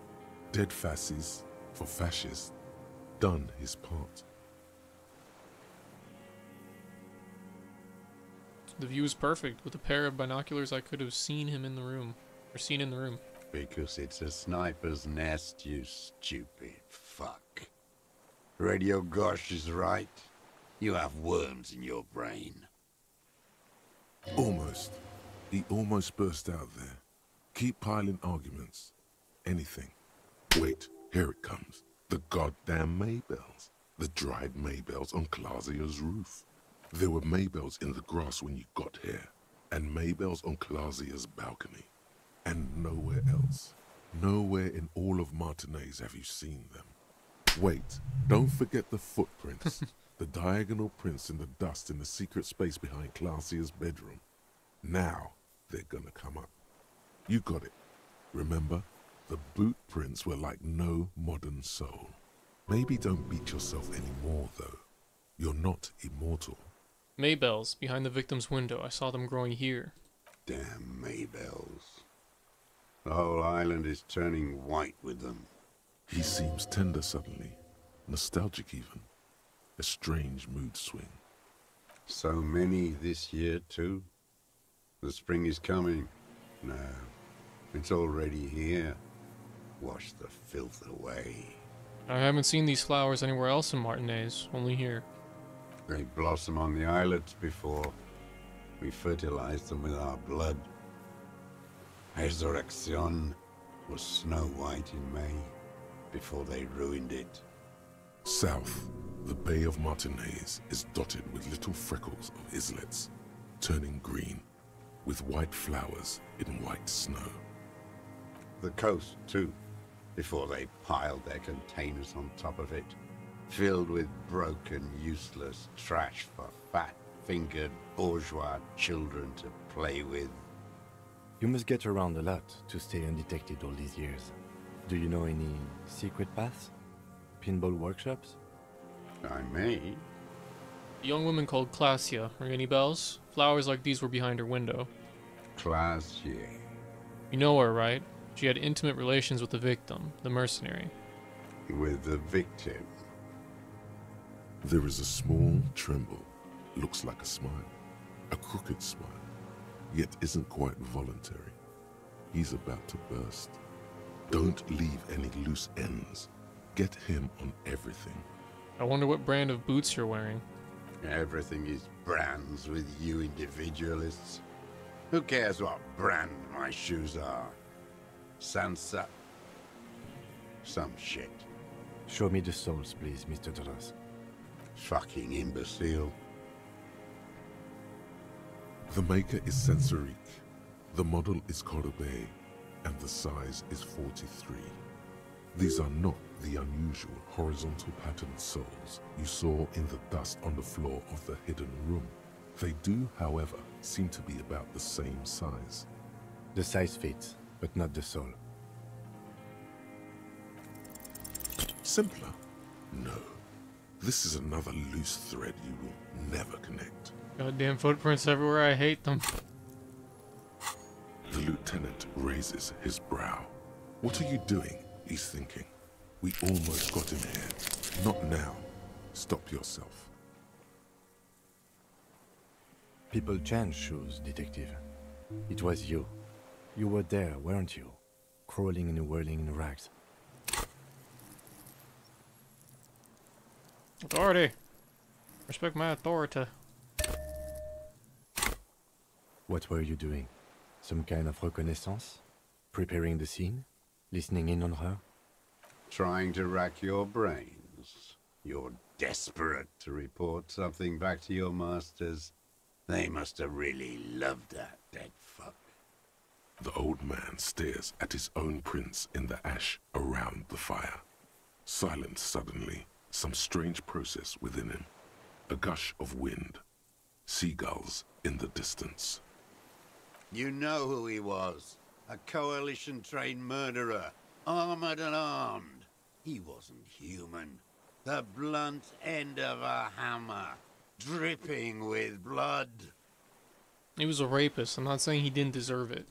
Beating us to the ground. Moaning with joy. You hounds get so thorough when a company-trained killer dies. I haven't seen you on this coast for 40 years. You know, maybe I should have killed one sooner. Got your attention. Now you stop beating druggies and prostitutes in your basement. Now you come to investigate. Not when they die by the hundreds. This is it. Shot him. Shot him. Say shot him, not killed him. You shot him. Oh, the inhumanity. One paramilitary less in Revachol. The lieutenant raises his right arm to hush you. Hush. He does not need to be pushed anymore. The ball is rolling, while the lieutenant listens, holding his breath. I had them in my sights. Both of them. Him and the whore. I was breathing with them, in phase, and I pulled the trigger and flew on the air until I landed in his mouth. I didn't think I had a shot like that in me anymore. I did. I saw him kneel there with his mouth full of death, and that stupid look on his face. And his dick still in her. Then what? Nothing. I went to sleep. Next morning there were Maybells everywhere. The world was white, or what's left of it anyway. My last spring here. I knew the fascists would come to avenge their own. And so they did. Mr. Dross, are you aware you're confessing to murder? Yes. And you were looking at them, the victim and a young woman, having sex, through the scope of your rifle that night, before you shot him? The old man nods. Why? Because that's what they were doing. The motive. This is where the motive is going to come from. You can coax it out of him. The lieutenant's preparing the ground. I don't understand. Do you, detective? I don't understand this part. Why were you looking at them that night? I'm always looking. Are you always looking through the scope of a rifle? I'm just trying to understand. A rifle scope has the best magnification. Helps him see all the shit. And if you don't like it? Click. It's part of the shit you see? Then you pull the trigger? Yes. Think of it as a form of critique. Start with when he first saw him. It will give him a chance to ramble. When did you first see the deceased? 3 weeks ago, when the rich hag came in on her galley. Her honor guard came in tow. Joyce. He means Joyce. Rich hag? Wrinkled up whore.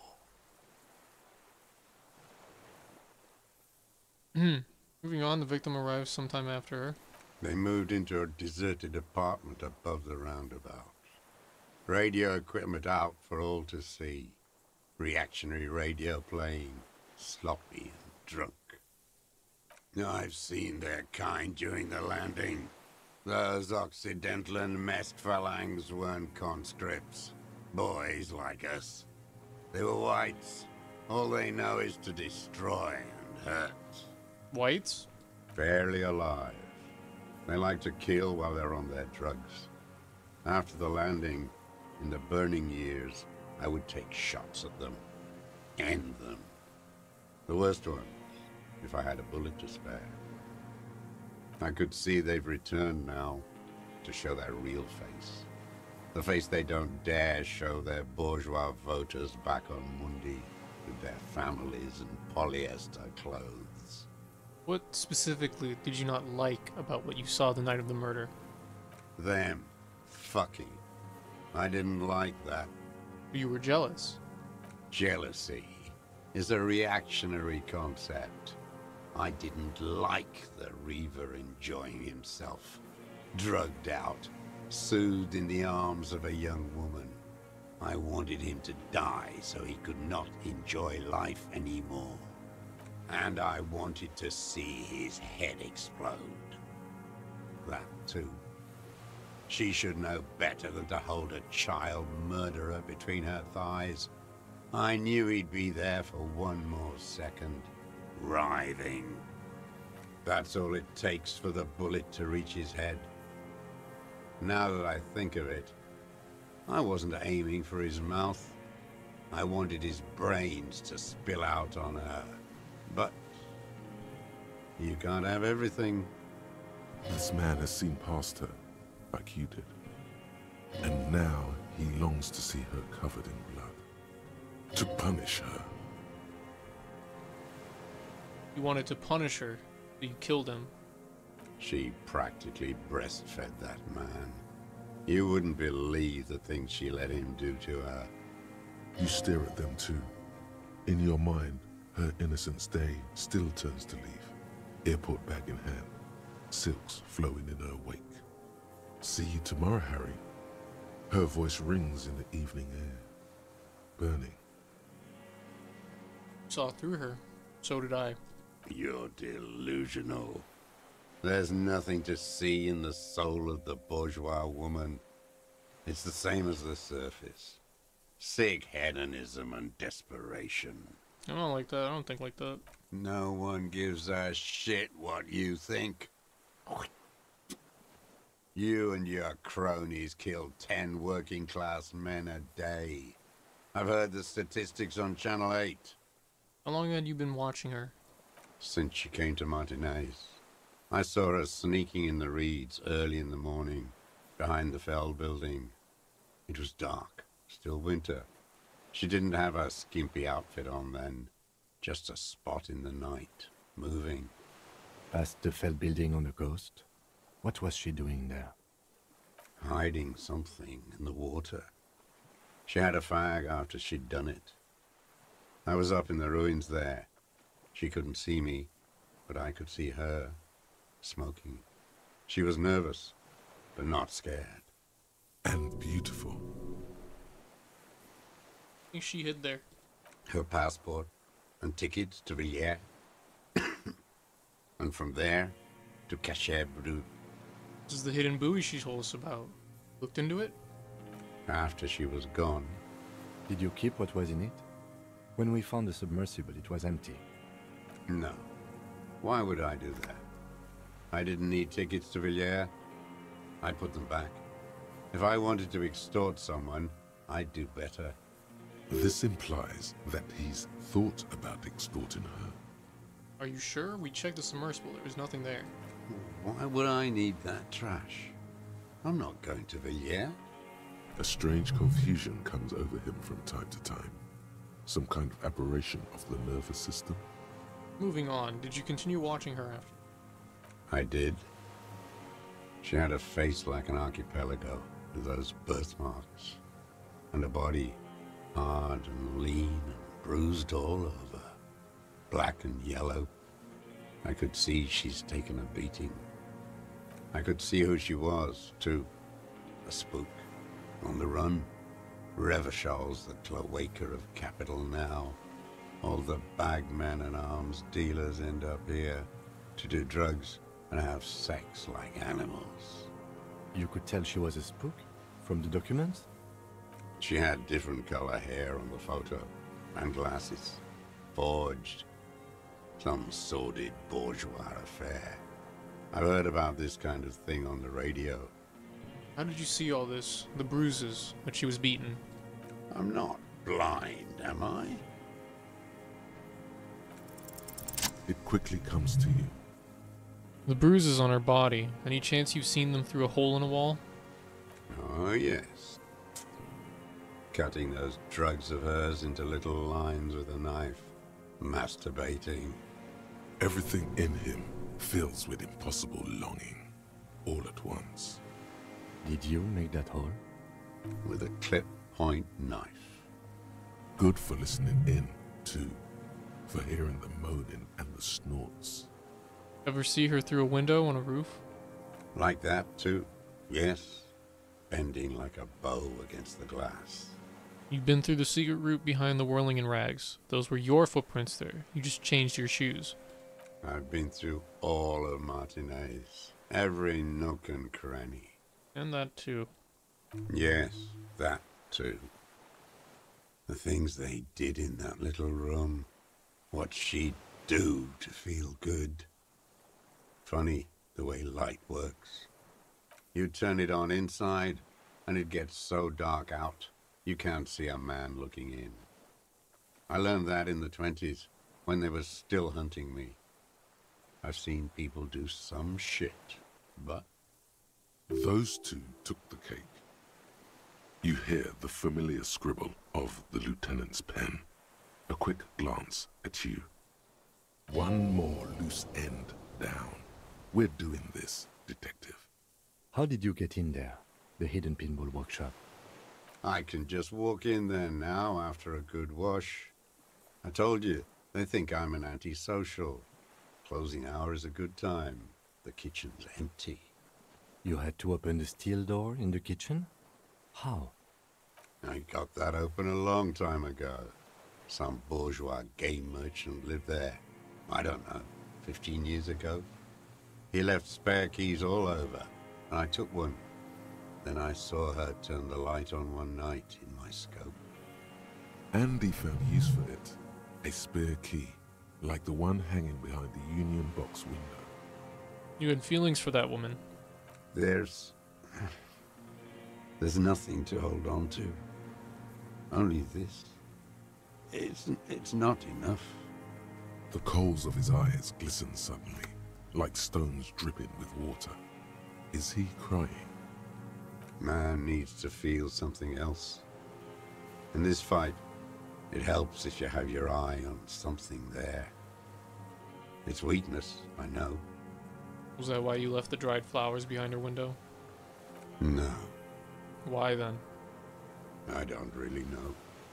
I was there one night and she was crying, like a child, in the corner of her room on the floor, like she does sometimes. When was this? The day after I killed him. You brought her Maybells. Yes. I don't know why I do the things I do anymore. It's as if something put the thought there, to leave the flowers. Something put the thought in you. Compulsion. What do you mean, put? A brief flash of terror. I just got this feeling from what you said. You agree? Maybe. I told you, I have holes in my brain now. I wouldn't just sit here waiting for you. A sudden pang of rage. If you came 10 years ago, I would have killed you. In the silence, the lieutenant draws a line in his notes, then nods at you once more. One more down. So in conclusion, it wasn't about him, it was about her. Her. The lieutenant nods at you in acknowledgement.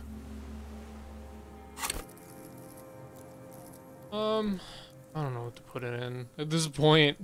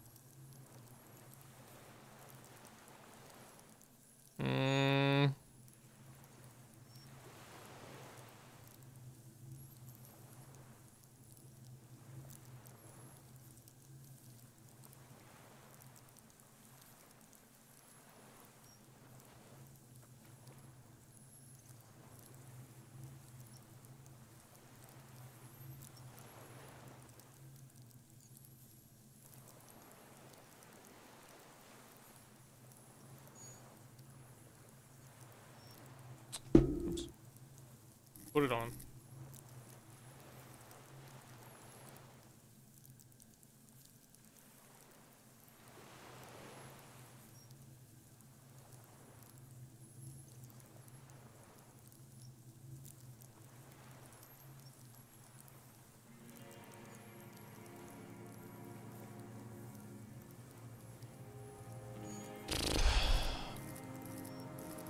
Esprit de corps.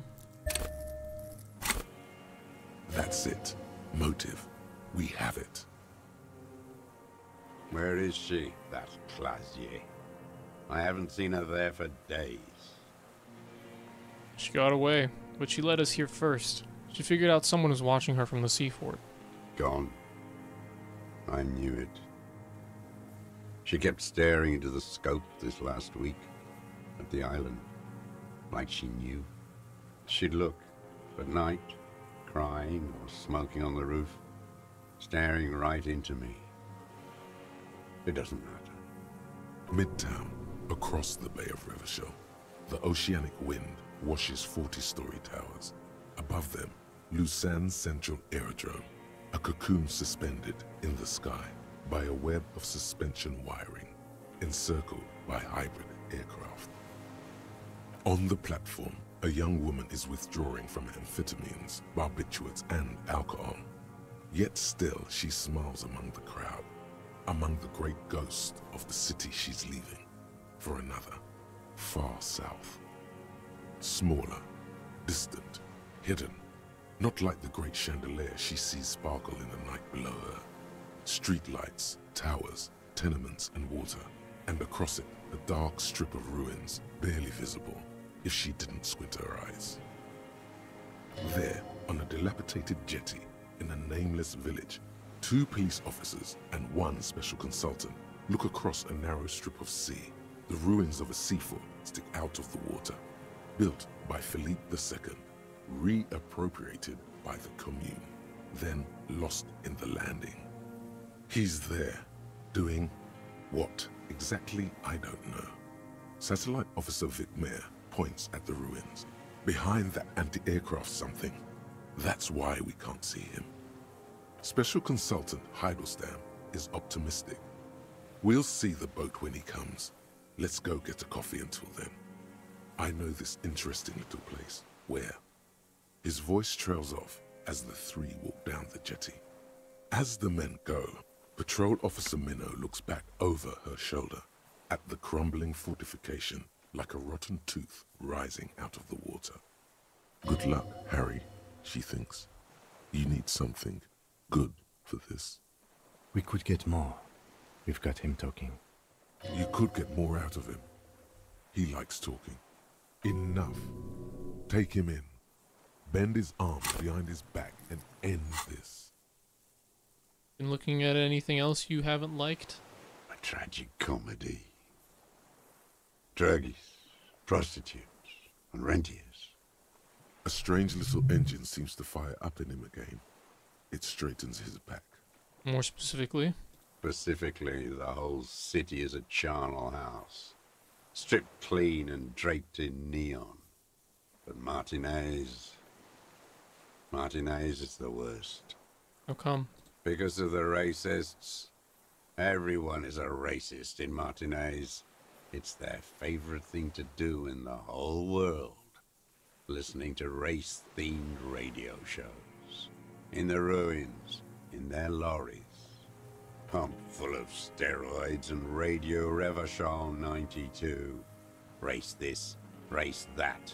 It's all sanctioned by that Social Democratic Union and the farce of a Social Democrat who runs it. Mr. Clare? Yes, the fly larva in his container. He let some nihilistic advertising yuppies erect a statue of Philippe III, a syphilitic murderer, on the town square, to spit on the working class. Not since the serfs of ancient Pericarnassus has history produced a more inert social class than the Martinez proletariat. The rest of Revachol at least pretends to rebuild. These people still live in ruins. Intense, like animals. Like those boom-boom morons on the ice. A pity they didn't drown in that tent of theirs. Is that all? The worst of them is the blood-drenched Sucrion on her yacht, licking her lips. The old whore's gone now. Her gun-toting porcelain men are dead. So, actually, no. The worst is that old cop parading around in his uniform, throwing balls all day. It's not enough that the racists and liberals are dancing on our graves. The old loyalist ghouls still parade the ruins too. Every morning he's there, while the parasites he fought to protect are off in Ozon, or Koyamoran, or some other island they built their palaces on, feeding on drugs and having sex with their own children. That's all the rich really want. Sex with their own children. Throughout history, even the royal bloodline of the suzerain, it's all just an excuse for them to have sordid sex. At least that old cunt, Frisell, is now dead. Mm-hmm. Now, I have some questions about this. We did good when we pushed him under the horse car. Until, in the 30s, those disco whores.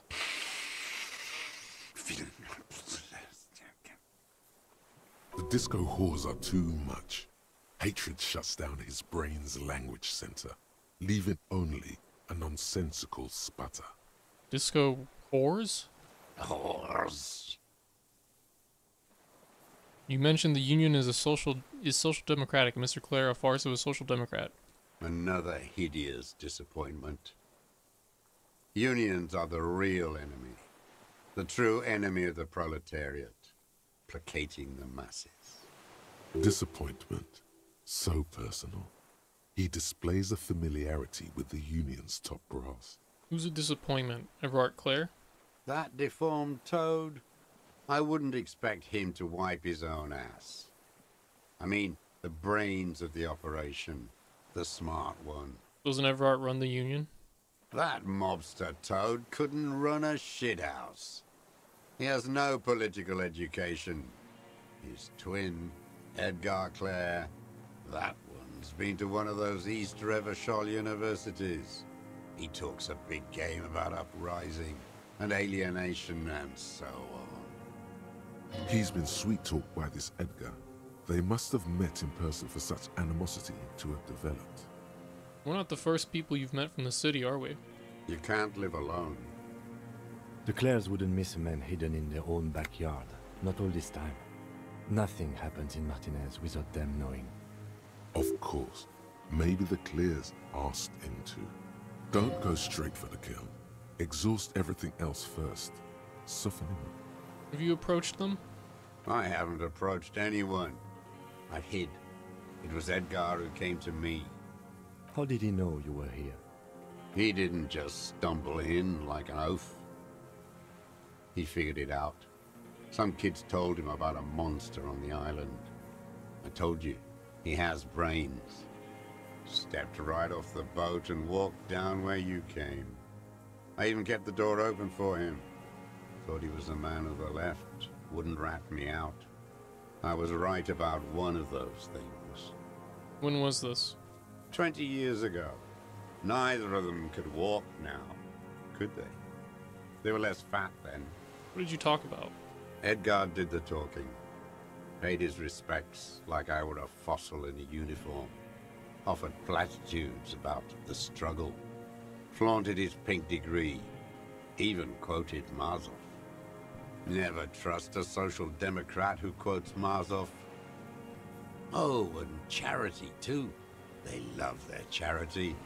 Offered me blankets and social housing. I still have the gas cooker he brought. And he let you be here? Let me be here?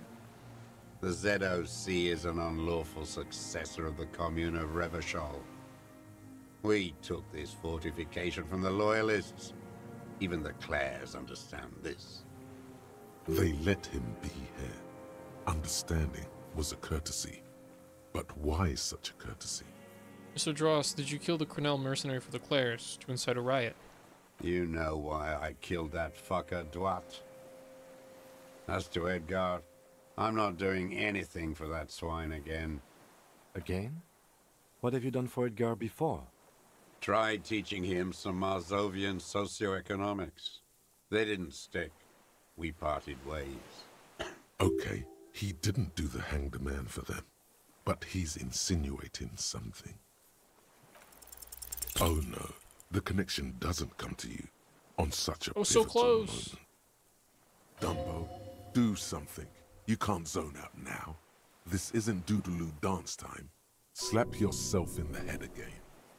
Jumpstart it. By God, we are on the edge, in the very end, and you can't even remember what you're trying to connect, can you? While the murder suspect stares at you with contempt.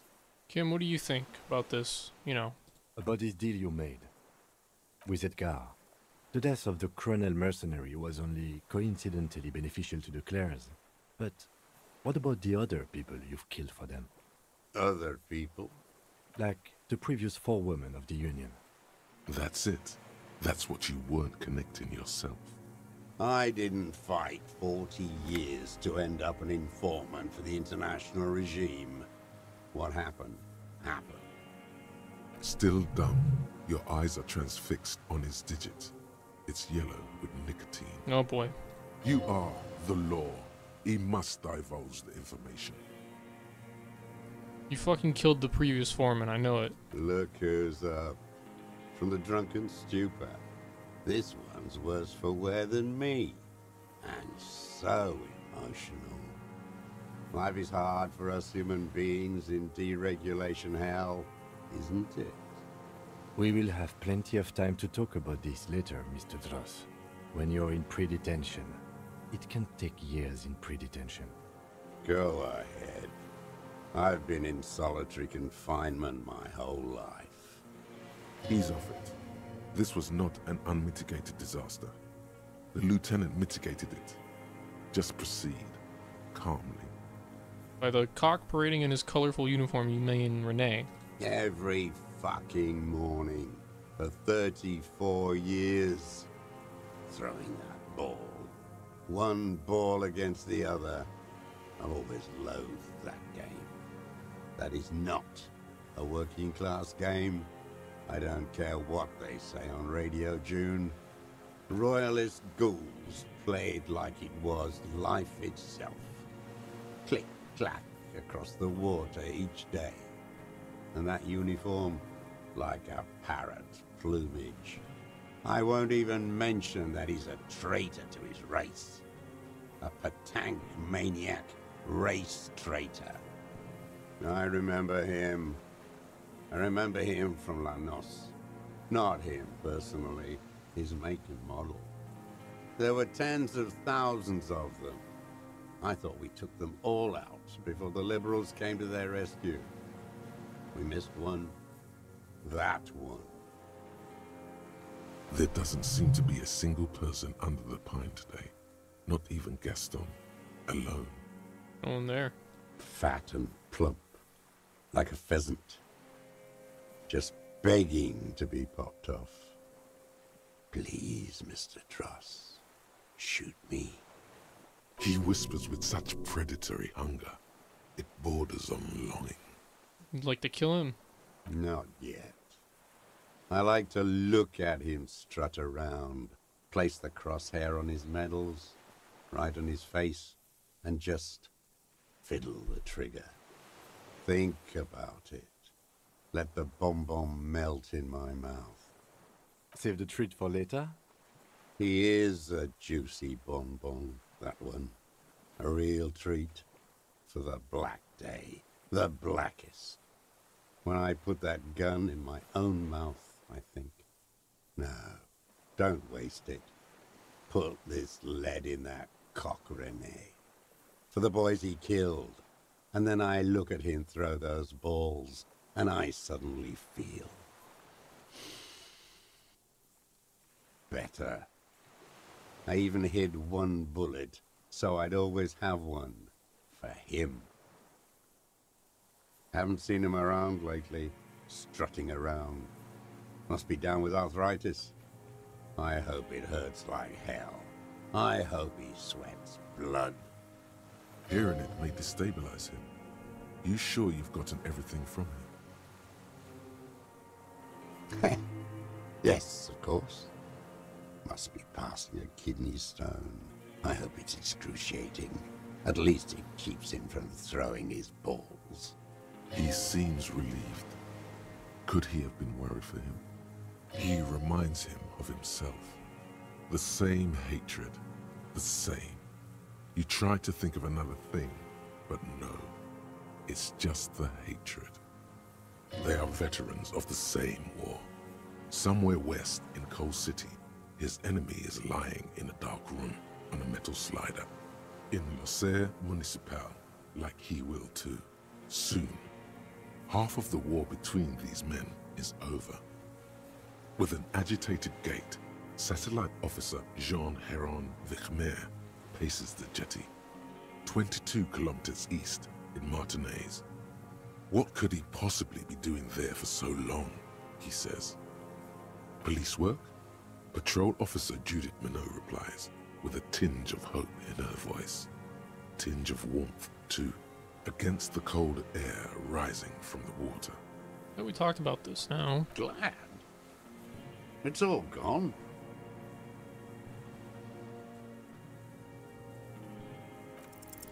What strikes you about this gaunt man is not the stomach pain, or the cough, or the malnutrition. For a man who spent 44 years hidden in the urban wild. Indeed, he speaks fluidly. His movements are rapid, if erratic. His voice, despite the cough, is there. It is capable of expressing complicated ideas. Above all, he seems animated. It's a mystery. This animation comes at a cost too. Erratic hand gestures, thought processes cut off like threads, as he just stares at the logs or the reeds. He also suffers mood swings, bubbling to the surface, unconstrained by his nervous system. Great leaps of emotion, from anger to grief, despair. You've seen demented people before. This feels similar, yet different. When his thoughts move, they are lucid, keen even, not senile. Is it some kind of substance damage? Like he's addicted to something? Not only the painkillers he's clearly on. Perhaps, but his seems more than that. The inner turmoil takes unexpected turns, as if forced on him in a way. In summary, you sense some underlying neurological disorder. Mr. Dross, are you on some kind of psychoactive substance? No. I won't be stuffed full of shit like the rest of this city. You said you take painkillers. I take them to cope with pain. The people of this city use painkillers because they have pain. Untreated illnesses. Not enough money for a greedy doctor. He is indeed very lucid at times. It's not a downer, rather an upper, judging by his snaps. What do you want, amphetamines? Like some kind of decadent rock star. Mr. Dross, are you okay? How's your memory? No, I'm not okay. I shit blood, and I'm surrounded by insane people. There it is again. Erratic hand motions, bouts of rage, and the stomach thing too, of course. Could it be a symptom of overdosing on something? Something even you have not tried? Keep your eyes peeled. His lip curls. You know into about a that, snare. Renee? Yes. Where is he? I hope he doesn't have debilitating arthritis. Or kidney stones. He can still come out to play with balls and get shot in the head, right? Oh my God. He's even worried for him. Renee is dead. He died of old age a couple of days ago. No. Yes. I waited too long. I waited too long and now he's dead? I'm sorry, Mr. Dross. I understand you knew him for a long time. They're all dead now. Fuck it. Cared about him. All human beings care about each other. I cared for seeing his head explode. Now, God damn this world. He reminded him of himself. The same hatred. The same. You try to think of something else, but no. It's just hatred. I'm sorry. Fuck you. Are you okay, Mr. Dross, to go on? You think I haven't seen people die? It's all I've seen them do. Fuck and die. All the other plans we had. To love. To colonize the Pale. It's all fucked. Communist colonizing the Pale. Crazy. He's not okay. This is just another black day in a row of black days. Something strange is keeping him together, making him endure. Glad we talked about what? Joseph Lilianovich Dross, you're under arrest for the murder of the colonel here in Marnaise. What? But you said I would be taken to the... This terror is the sum of all the uncontrollable movements and mood swings he's been exhibiting. The wind picks up. The silence on the water is broken all around you. Little shivers of waves appear. The lieutenant continues, like an incantation. Your Wayfarer rights have been suspended. Information provided to the officers on the scene will be used against you by the prosecution. You will be given legal counsel within 1 week and must face court in 44 days. Do you understand? Do you understand? But... Jimmy's afraid. No, I don't want to.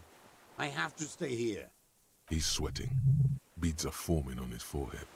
Pupils are dilated too. Eyes getting blacker and blacker. Your confirmation is not required, sir. Now on to the boat.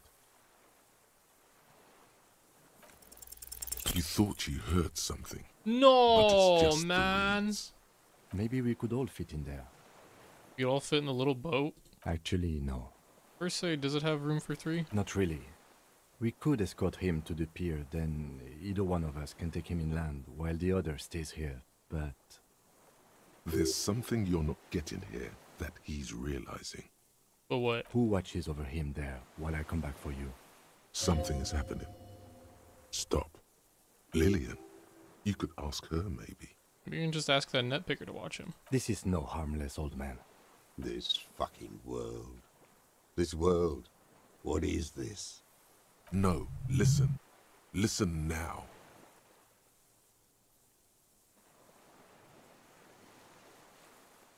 You come back for me once you've taken him to the precinct. No, it would take a whole day on this island. You go and transport the prisoner. I'll be here. I can escort him to the pier with you.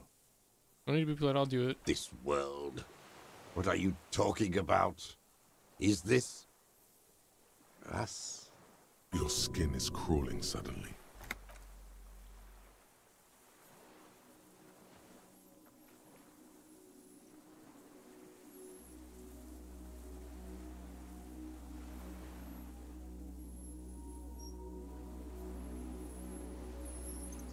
Oh yeah. Best moment in the entire fucking game. A delicate tangle of arms and legs unfolds from the reeds, limb by limb, to then just stand there, moving its scythe-like arms in ghostly silence. Dude, when I saw this the first time, I started laughing so hard because I just couldn't believe what I was seeing. Fucking instantly elevated the game. It's still there, an unfolding mechanism of reed-like chitin, hovering in place. What is that? What are you talking about? I don't know what the hell that is. There's nothing there. The stick insect is over 3 meters tall. It looks straight at you with its tiny pinprick eyes and its grotesquely small head. You feel your legs shaking under you and your gun hand move to your holster to grab the gun. There is. I see it. Tell me what you see, damn it. I can't make out one small thing in the reeds. Jim, can you see it? I can see it. 4 simple words, thank God. If he can see, then you're not insane. But that means it's really there, spinning slowly, in absolute silence, its limbs long and slender. Be very, very careful. What is it? What do you want from me? I can't go. Something is very wrong with him now. It's right there. Can you see it? Nothing. Nothing is what he tried to say. There is nothing. Only the reeds for him. The reeds and devastation. I'll leave you be for now.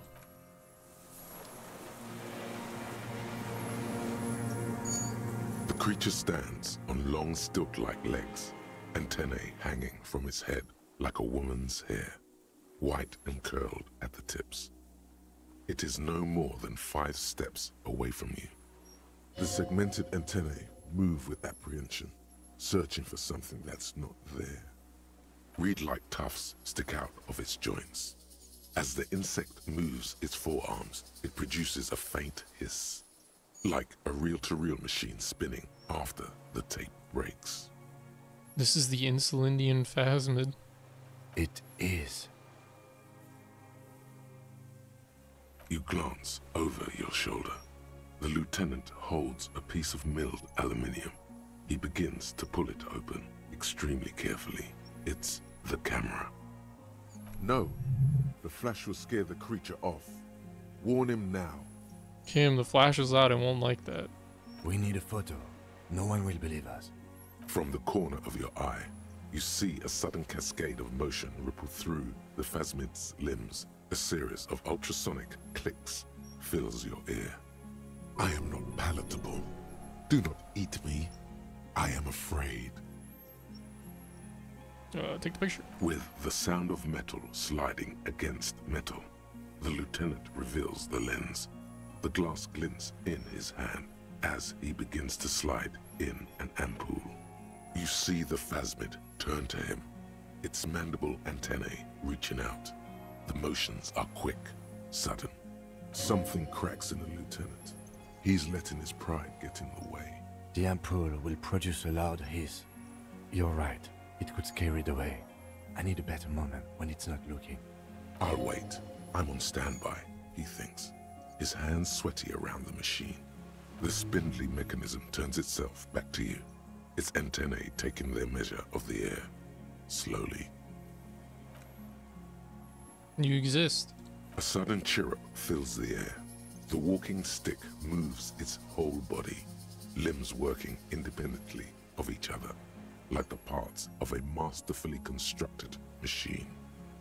It moves just an inch closer to you. Or does it only feel like it does? Something in its body language has changed, just slightly. Nina's childhood experience.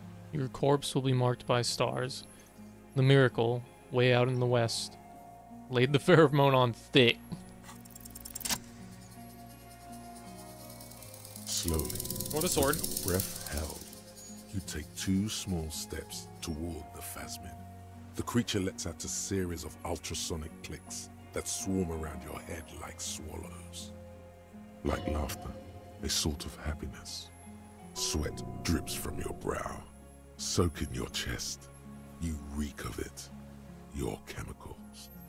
Hissing and clicking, it extends its mandible-like antennae to greet you.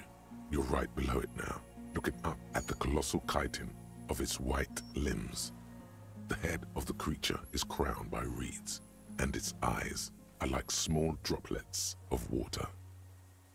The insect stops its stridulation, seeming to observe you. Below its crown of reeds, little pinprick eyes detect motion, glittering. The world stands still around you. Suddenly, there is silence. No, stop. Be afraid. As you do, the invertebrate comes to life, its limbs moving independent of each other, as if each has a mind of its own. They are white, like stalks of porcelain, knitting above you. Shifting around in the reeds around it, in the muddy water, You notice some of its hind legs apparently standing on the water from time to time. It's that light. Hello, I'm Harry. I don't really know who I am. No reply. A total ancient silence comes from its mouth, along with what appears to be some kind of foam. The stridulations of its limbs continue all around you. You were right. Little bubbles form on the mouth parts of the creature, on its segmented lower lip. It looks to be foaming, slowly. The foam is white, then yellowish. The faintest smell like you've never felt before, like burnt roses. Jim, it's foaming. Careful, it may be poisonous. The foam slowly turns a darker shade, like burnt caramel, as the insect moves its mouth parts, masticating. The little bubbles begin to burst, one by one, letting out that same smell, like summer burning. Spoke to the hanged man, did not give up on Phasmid, knows of parthenogenesis, and then nothing. I exist. I exist too. Tell me what it's like for you.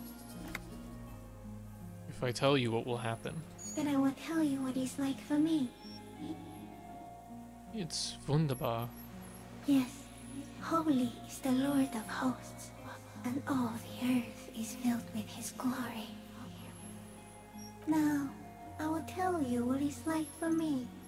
For me, it is a series of half-lit images, a kind of darkness, being intruded upon, transient, dim, moist. Intruded upon by what? Shapes of plants and animals, and internal sensations. A swarm of sounds, tiny vibrations on the inside of my forearms. All speak of complexities totally beyond my understanding. I am at the end of a narrow funnel, weightless, so light, it only feels like something to be me. In truth, perhaps I'm nothing. I certainly do not have a soul, and if I did, it would never ache. I'm glad to be me, an incredibly sensitive instrument. Few of us can begin to imagine the horror of you, with all of creation reflected in your forebrain. It must be like the highest of hells, a kaleidoscope of fire and writhing glass, eternal damnation. Even when you're sleeping, and when you wake, you carry it around on your neck, with eyes open that cannot help but swallow more behind the mirror. I feel great, mute empathy for you. It was very disorienting at first, but I'm keeping my shit together. That must be incredibly hard. The Arthropods are in silent and meaningless awe of you. Know that we're watching. When you're tired, when the vision spins out of control, the insects will be looking on, rooting for you. And when you fall, we will come to raise you up. Bud from you, banner-like, blossom from you and carry you apart in a sky funeral, in honor of your passing. But not me, because I'm just a leaf eater. In honor of your shit, Lieutenant Yfreiter, which you kept together in the face of total unrelenting terror, day after day, second by second. Detective, arriving on the scene. Fuck yeah. I am a detective. So am I. I was born to detect sucrose rewards and semiochemicals. What were you born to detect? I was, detect you. Yes. No one detected me for such a long, long time. For thousands of years. I dithered, out of sight. Trapped myself in greenery. This is my masterpiece. No one believed I exist. Almost no one. Until you came, detective. Dripping of blood that smells like strawberries. Across the calm sea. The first in 1,000 years. Is this a dream? What is happening? No, you're awake. I am real. Light is forming me. This is real. Where does this come from? All this around us, the world. Not even the birds know that. Not even the water lily. We need to know. Perhaps it's sent to us by a god? I think we should eat it. If it's a leaf, you can put it in your mouth. Or read. Yum yum. What exactly are you? I am an unknown species of the order Phantasmodia, endemic to the Insulindia Insula. For the last 350 years, I have hidden in plain sight, masquerading as the reeds, molding, cloning myself, unfolding at night to play with trash bins and boys. It may have unknown, dangerous biochemical characteristics that help it maintain its camouflage. No one unnoticed by the first settlers and the land surveyors of the suzerain. Also, by the soldiers of the revolution and officials of the occupation. Even the Seminoles Islanders who came here first, but did not stay, have not seen me. I have stayed hidden through 4 forms of government and 2 scientific revolutions, until I was accidentally discovered by a detective of the citizen militia in Rebelshaw, district of Martinez, March 51. Are you poisonous? Yes, I do not have a starter display, so I use a neurodegenerative element to aid in camouflage. Do not worry, it is only destructive over long periods of time. Are you the miracle? No, you are the miracle. How? The moral of our encounter is, I am a relatively medium life form, while you are extreme, all-engulfing madness. A volatile simian nervous system, ominously new to the planet. The Pale too came with you. No one remembers it before you. The Nidarians do not. The radially symmetrics do not. There is an almost unanimous agreement between the birds and the plants that you are going to destroy us all. Wait, the Pale is human-made? It is a nervous shadow cast into the world by you, eating away at reality. A great, unnatural territory. Its advent coincides with the arrival of the human mind. I don't have that kind of power. You're a violent and irrepressible miracle. The vacuum of cosmos and the stars burning in it are afraid of you. Give me enough time, you will wipe us all out and replace us with nothing. Just by accident. How? We suspect it will be something like the oxygen holocaust that wiped out anaerobic life 2.6 billion years ago, when organisms first started breathing. Only much worse. Worse how? Everything your eyes touch goes back there, behind the nose mirror. What if you blink? Are we still here? Please don't blink. What if he misplaces us all one day, or just forget? I will be extra careful not to blink, stick insect. Don't worry. Please be. Or one day, one of you will close your eyes and sigh, and open them to see that none of this ever existed. Kim, am I having a violent epileptic seizure? It doesn't look like that, no. What does it look like? You're just staring at it. Then I think I'm having a vision about the final fate of mankind. Okay. Is it somehow related to the case? Sort of. I think we should take the picture, and then you should back away from the unstudied species. I have to say goodbye now. I have no more thoughts, that was all. No, there is one more. Of all the creatures I've met, you are the most beautiful. Thank you. I also have one more thing to say to you. That woman, turn from the ruin. Turn and go forward. Do it for the working class. I will. She was middle class. It doesn't take a 3-meter stick insect to tell you that. Okay, Kim. Take the picture.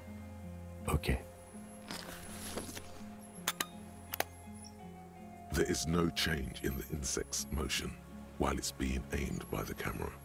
It remains fixated on you. In 3. If it moves, you jump back. I'll shoot. Here we go. 3, 2, 1. The shrill flash of the camera cuts the air like the blade of a sword. The phasmid freezes in its bright light. Head turned toward the lieutenant.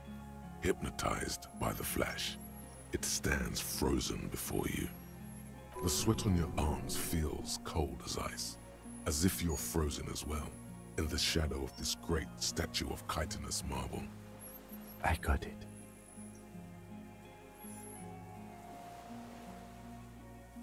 For all time. The antennae hang from a great height. With your hand shaking, you barely touch the tip of the left whisker. On contact, the chitin curls into a spiral, like the tip of a poison ivy. Its touch on your fingertip feels cold, ticklish. The sensation is electrifying, resounding through your body. It is surprisingly delicate, the curly end of the whisker, like a young vine. It's even a bit wet. Be careful, detective. It's moving. You were right. It glistens with some kind of moisture. The creature in front of you stays frozen. It tastes like sugar, very faint. The anthropod towers above you, tufts of reeds pointing from limb and head alike. Odorless, mostly comprised of water. The limb before you is incredibly light, like eggshell. It's much lighter than a reed. You feel a soft push could tip the creature over. Its hollow exoskeleton collapsing. A small shudder passes the creature's arm. High above you, its black pearl eyes still glisten, mesmerized by the light passing its nervous system. Here, within the smooth white inner part of its limb, you sense something very intimate. Thoughts. Lieutenant, it's thinking with its limbs. The nervous system could be spread out like that, over the extremities, like a cuttlefish. What an amazing photo. Amazing piece of art this is. We got it. Another shudder pulses through the creature's limbs. It jolts back to life, like a record continuing where it left off, in a swaying, praying motion. Even the small black pearls of its eyes do not stray from you. As you're turning away, the phasmid mirrors your movements, stepping on the water, the long limbs carrying its feather weight without breaking its surface.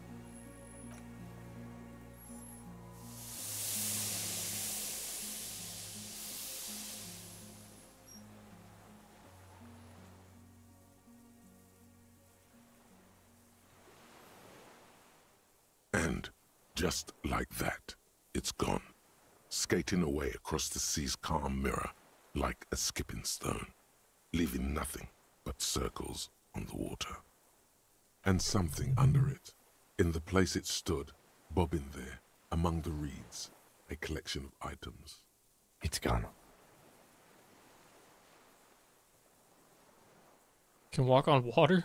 Apparently, yes. Like a water strider. Only, I've never seen anything like that in my life. What's that in the reeds? Looks like a nest of some sort. We should have a look. What now? What now? In some kind of strange, semi-catatonic state. Our suspect is not looking so good. We need to check on him.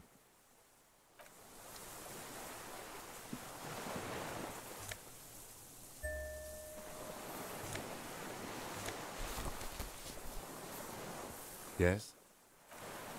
Yes. Triangong 446. The bolt-action 446 caliber Triangong is the poor man's sniper rifle. While not the most reliable of firearms, it is relatively precise due to a very manageable recoil, thus allowing the shooter to take multiple consecutive shots fast. This particular piece is missing a scope, though. T932 rifle scope. Common 30mm sniper scope attached to almost any bolt-action 446 caliber. It uses an older-style non-dotted range-finding reticle. Seaweed is still stuck on the lens and it's suffered water damage from its time in the Phasmid's dowry. This monstrous-looking bug-eyed ceramic helmet was in the Phasmid's nest. It still has some reeds sticking out of it, and it smells of seawater, but it's otherwise wearable, if not exactly comfortable. Putting it on feels scary somehow. Hit.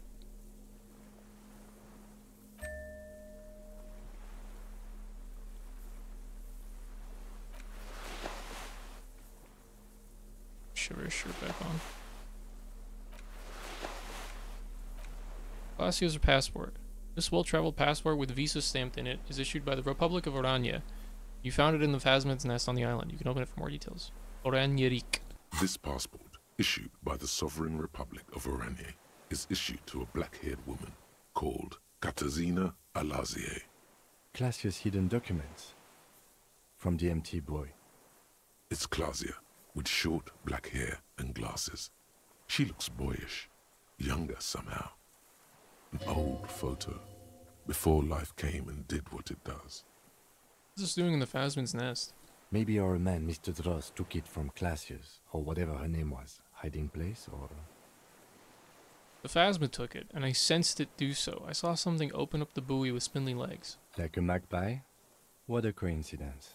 Then it would also have collected the other objects, which would be highly unusual. Magpie! By now, the lieutenant has accepted your unusual methods. Hell yeah. I can see how the helmet could wash up on the island. And the scope. Maybe Mr. Dross lost it. But to seek this out would be very unusual behavior for an arthropod. Would it? Maybe it was simply curious. Perhaps it was curious, like an octopus. An octopus belongs to a very different class. It's not even an insect, it's a mollusk. But yes, I see your point. It says Katarzyna Alazie. She said it would be for Anouk Meyer-Smith. Anouk Meyer-Smith. I told you she kept lying to you. She's probably lying to someone else right now, in another city. Katarzyna Alazie was supposed to be a real name. She lied to us. Yes, somehow she managed to lie to us. One more time. In a way, she's still lying to us right now. It's a real name then. I don't know. But it's not Katarzyna Alazie, or Klasia, or Anouk Meyer-Smith.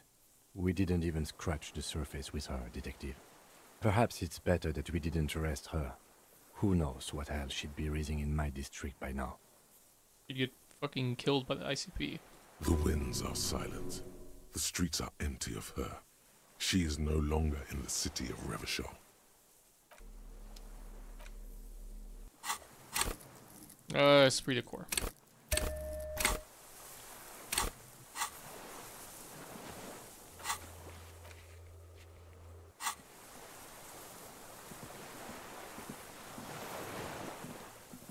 What is it? What do you want from me? I can't go. Sir, how could you not see the Phasmid? See? Mr. Dross? The man does not respond. He keeps staring, black eyes glazed over and bulging from their sockets. His gap-toothed mouth shaking, with fear and longing, like an addict of some terrible substance. The plastic cape feels coarse. A light shiver passes the man. Other than that, no reaction. He feels small and frail. He's going into some kind of psychomotor immobility. The good news is, this solves our transportation problem, doesn't it, Mr. Dross? The trembling mouth appears to sigh. Between this and the broken tire he's used for a boat, I think it's safe to leave him here, while we go and get help. It will need to be medical first, I'm afraid. What has happened to this man? Old age and shock. I think it's the Phasmid. Yes, the arrest and the appearance of the Phasmid, the combined stress. But you think it's something more than that, don't you? There's much more. Remember what it said? when it spoke. Quite a few things about that health check you did on him make sense now. Couldn't see it, Kim. It's just the reads for him. That could be part of the shock. But you're right, something is off here. Mr. Dross. No response. Maybe this is how the phasmid has stayed hidden all these years. Then how did we see it? Oh, you mean, whatever does this, does it over time? Teenagers, kids, drunks, sightings are brief, and hence not credible. But anyone who spends a long time with it. Yes, you forget it's there. Mr. Dross, have you ever seen a stick insect pretending to be the reeds? The doctors will have to look at this. I hope your station has better medical personnel than 57. This is a little advanced for a nurse. Before, when I evaluated his state, he seemed strangely animated. He was energetic and articulate. After all these years alone, with little hygiene or medication, I would expect worse. Perhaps this animation is induced by something in the phasmid. It does not seem to be animated now it's left. Honestly, I'm ready to believe anything at this point. Maybe it is psychoactive. I mean, why not? It's 3 meters tall. I think he's addicted to that thing. Like a drug? He has displayed addict behavior, and not just the painkillers. His pupils appear to be dilated. They still are. It's not just chemical. It's as if he's infatuated with it. Some kind of oxytocin release mechanism? Would go with the pupils. But this is way above me, detective. It's definitely toxic, the phasmid. Told me it is. Told you? Yes, good. During your long staring match. I understand. He's been here for a long time. Who knows how much of it in its company? He did seem distressed when it finally came to arresting him. Like he didn't want to leave this place. And the insect, maybe. I have absolutely forgotten to take notes. I hope I remember all of this. This will be one hell of a report. Thank God we have the photo. Found some things in the phasmid's nest, Mr. Dross. He stares into the reeds. Your words don't stir anything in him. Perhaps you should. Nothing. Just dull staring. Not even rage left, wherever he is. The last embers have gone out. The war is over. If Kuno kicked it into the sea, as he said he did, the ebb would put it back here. This makes sense. Mr. Dross could have picked it up. Or the phasmid even. If it did, this is incredible. No reaction. His breathing is slow, and he appears very old all of a sudden. Around 80. Did you take this passport and other papers from a boy on the coast? The spirits. He hears us. The spirit? No reply. He's gone again. Try something else? We got him back for a moment. I lost... You lost it, Mr. Dross? He turns his eyes to the reeds again, as he's done so many times. Beige and white stripes. He lost the scope. Then it somehow made its way over there, with the help of a magpie phasmid. This sight is a T9, Mr. Dross. Was it attached to the rifle when you made the shot? Silence. Not even a sigh. You've gotten all you will out of this poor being. I'm going to let you rest now, Mr. Dross. The plastic cape flaps around his face in a gust of wind. His back is slouched and his mouth open. The blacks of his eyes are receding. His pupils are returning to normal. The strength has all gone out of him. Just frail old bones in a sack of tracksuit trousers and a windbreaker. Hang tight. We should think about getting back to the mainland. To get help. He'll be safe here. If we don't take too long. The return. La retour. Yes? What do you want to know? Good. Alright. Not that saving really is going to do anything.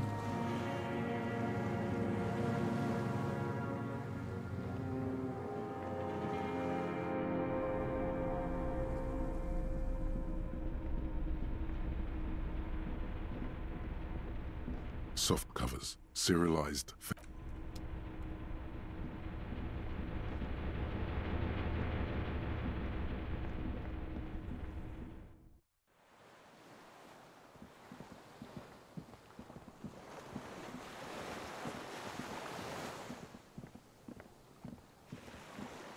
The skiff is swaying on the waves by the dock. Let's return to the mainland. Let's. We are done here. The skiff rocks gently under your weight as you get in. The ride back is uneventful and quiet. But for the sound of conversation on the water, there is someone inland waiting for you. 2 men and a woman stand on the concrete square of a nameless village, looking at a small yellow boat as it draws closer. The sea is calm. You reach the jetty and climb out of the skiff.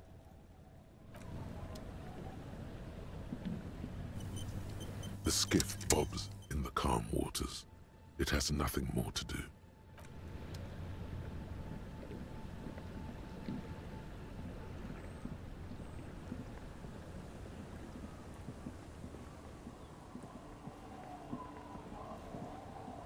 Look what the tide brought him. Harry, you're bleeding all over the place. You're half dead. Whatever this is, it is completely unimportant compared to what you've just seen. Forget about all this. There's a giant... We're not forgetting about anything. Look at you. No one else seems bothered by the bleeding. Bothered by it? Harry, you look like you need a fucking organ transplant. Oh, fuck it. Let's not get into that. Who are you people? Hello, I'm Trent Heilerstein. I believe we've met on several occasions. I'm your goddamn partner, Jean Vicomar, and this is your special task force. Or what's left of it. Special Consultant Trent Heilerstein, Patrol Officer Judith Minot. Hi. We've come to scrape what's left of you off the pavement. Lieutenant Kim Kisuragi, Prison 57. We've just come from the island, where our investigation led us. We might need your help with something later. As if he recalled that he's in fact a decorated police lieutenant and not a naughty boy. But this is clearly a departmental matter, so I'm going to leave you to discuss it among yourselves. Thank you, Lieutenant. It's good to meet you, Lieutenant Kitsuhagi. Letting the lieutenant know he shouldn't feel embarrassed over the shitstorm that's about to befall you. What is this about? Ari, we want to help you. Trent, I believe this is where you come in? This is the horse-faced woman. I don't know why you named her that, but it was beyond idiotic. You should never address her using those words again. I don't quite know what I'm doing here. I was asked to participate as an expert. I think I need to manage your expectations a little. I'm at best an enthusiast in cognitive science. My background is in something else entirely. I engage in neurology on a merely theoretical level. In fact, I should probably get going. No, Trent, it's too late. You're part of this shit now. What have you got to say for yourself, shit kid? What does he have to say for himself? He left you to catch the bullets. How did you even know I was here? The cafeteria manager you fucked over told us where you went. I understand. Okay, Gart told you. And people on the street helped us too, with your whereabouts. You're a legend among the drunks, Harry. A legendary local drunk. You aren't the man with sunglasses at all. You're not even blonde. Guilty as charged. I heard you'd lost your mind and your memory. I wanted to see if it was true. And it was. Good work, Harry. You're insane now. There's one less person for me and everyone else to rely on. He was too sarcastic for you to realize who he was. Maybe if you hadn't been so sarcastic, I would have realized I knew you. I'm clinically depressed, Harry. Sorry if I wasn't in the mood to batter you up after you told us to fuck off. Actually, I suspected something was off. Did you? Or did you literally not recognize my face? We've been partners for how long, Harry? Don't answer that. You don't remember. Judging by the familiarity you feel toward him, 2 years minimum? Or maybe a short but close stint on the task force. He's right. Don't start guessing. Now's not a good time. You. I'm sorry I didn't recognize you before. It's okay. I didn't come here to gloat or to fool you. Neither did he, actually. We're just worried. That's right. Worried. I'm always worried about you. Every time you don't show up to work, or when you do but stink. You're very fast. She's worried about you. I'm worried about you. Even Special Consultant Backpedal is worried about you. Everyone worries. Instead of working. So Trant Heidelstein turns out to be Special Consultant Trant Heidelstein. Yes, I'm Trant Heidelstein. I never said I wasn't Trant Heidelstein. Wait, what was up with the kid then? Mikhail? Mikhail is my son. Oh yeah, what was up with all the interesting history? Spying on me? No, I was just interested in the Feld building and the Martinez beachhead. And Mikhail wanted to see Martinez. It was a coincidence. Him being there with his son, it was not a coincidence. It's difficult to see, but he was worried about you. And also interested in the Feld building. So what are you special consulting here? What indeed? I was asked to share my take on some of the more obscure theories developed in Königstein in the 30s, like partial psychotraumatic amnesia, group personality theory. He's here to see if you're insane. He is smart. Let's move on. Duped again. No one's who they say they are. Duped? Hey, here's a brilliant idea. Don't be a morbid drunk and you won't be duped so easily. Gardener, scab leader, this. Tell me at least you are who you said you were. Yes, I'm still Kim Kisuragi, still a lieutenant from Precinct 57. Still caught up in this crossfire, too. You mentioned a task force. Yeah, Major Crimes Unit, under Lieutenant Dubois and Vicomar. Ring any bells? Refresh my memory, who else is in this? Refresh your memory? It's a goddamn Major Crimes Unit. There's you, me, Jude, Trant fucking Heidelstein, and Guillaume Baby. I'm technically just a civilian advisor. Oh, fuck you. You're part of this shit show. Yeah, first who's Guillaume Bevy? Oh, that's an interesting story, actually. Guillaume Bevy is a police reporter who joined our team. He was really good. Then he left because he lost faith in your ability to lead the unit. Other people have left too.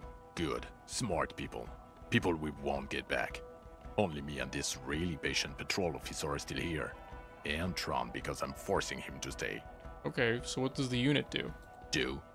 It's a major crimes unit. We clear the desk of cases so Precinct 41 doesn't look like the worst station in town. We are shit tier now, Harry. Because of you. They're your posse, or what remains of it. Hand-picked, hand-lost. The 41st isn't... Where have you been all this time? There was a mercenary tribunal. God damn it, Harry. You told us to fuck off. You said we're cramping your style. Your detective god. Fuck everything. All we burn. Detect or die. Wait, so you let me face a squad of trained killers alone just to teach me a lesson? It wasn't like that. Fuck you, Harry. We didn't know there was gonna be a tribunal, did we? Why would you leave a little police god? You were crying hysterically. You were drunk, breaking things, being emotionally abusive. You said we were going into the abyss. None of us wanted to see the abyss. So we fucked off. Like you told us to. None of this is ringing any bells. The bells aren't ringing because you have brain damage. Detective God. Trant, this is where you come in. How bad is it? Well, he doesn't have visible tremors, he talks without slurring, he can drive a boat, he's standing, reasoning. All good signs, but complete retrograde amnesia, episodic and semantic. Meaning, you forgot both who you are and the definitions of money, Isola, Pell, and so on. As displayed in the station call, our interactions with him, and I don't want to be a snitch, but also mine with him before when Harry did not seem to know who I was. It's all very interesting. Interesting? Yes, interesting. I have my theories, but I would like to hear Harry's thoughts first. Harry, what do you think happened to you? Neurologically, psychologically, and why not socioeconomically? Wait, socioeconomically? You think I'm so poor I lost my memory? Not when you phrase it like that. But I don't think critical theory... I know everyone thinks this is far-fetched pink academia, but still. I don't think it should be off the table here. What? He lost his memory because of capitalism? No, not like that. I'm not talking Vrede for school here. But Harry, I asked you, what do you think happened? Might have something to do with an anomaly in the church, a 2mm hole in the world. corresponding to the 20-centimeter hole in your brain. Sure. This theory has great symmetry. I see how it folds into itself neatly. Precisely, Satellite Officer Vicmere.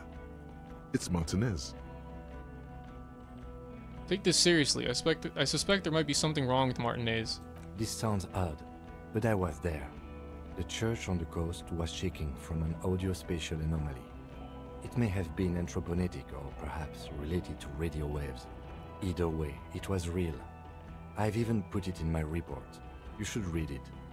I do not, however, think it has anything to do with him drinking himself to the point of brain damage. Thank you, Lieutenant Kitsuragi. Just to clarify, I do not think his other anthroponetics are a hoax. Pale produces global phenomena. It's proven. However, what has not been proven is total memory loss after drinking too much Commodore Red. Honestly, I think he's just lying to us. But Detective Vicmere, he has blanked out before. I have? Yes, a couple of times. After some of the more serious benders. One was after the two drunks case, the other when we looked into that mural. Interesting. So at first he dipped his toes into it, prepared. That's where he would have gotten the idea, yes. Practice. And then he used alcohol to get there, so to speak. What do you mean? Well, here's my theory. What if this is an absolutely normal reaction to the world we're living in? What if this is not a significant anomaly at all? Something to be explained, approached as a defect? Look at the sensory input here. Look at the ruins, the neon. Listen to the radio, the multitudes, the people. Live here for 40 years. As a police detective, he's like a magnetic reader on the world tape, to borrow a known metaphor. Harry's been pushed flat against it. Total input. Hardwired to the free market. He just needed for it to end. Okay, Trent, thank you. That's absolutely meaningless. I'm glad we brought you. Will he or will he not be able to work in the major crimes unit? Is he a cretin now? I want to know that. He's not a cretin, and he is able to do work.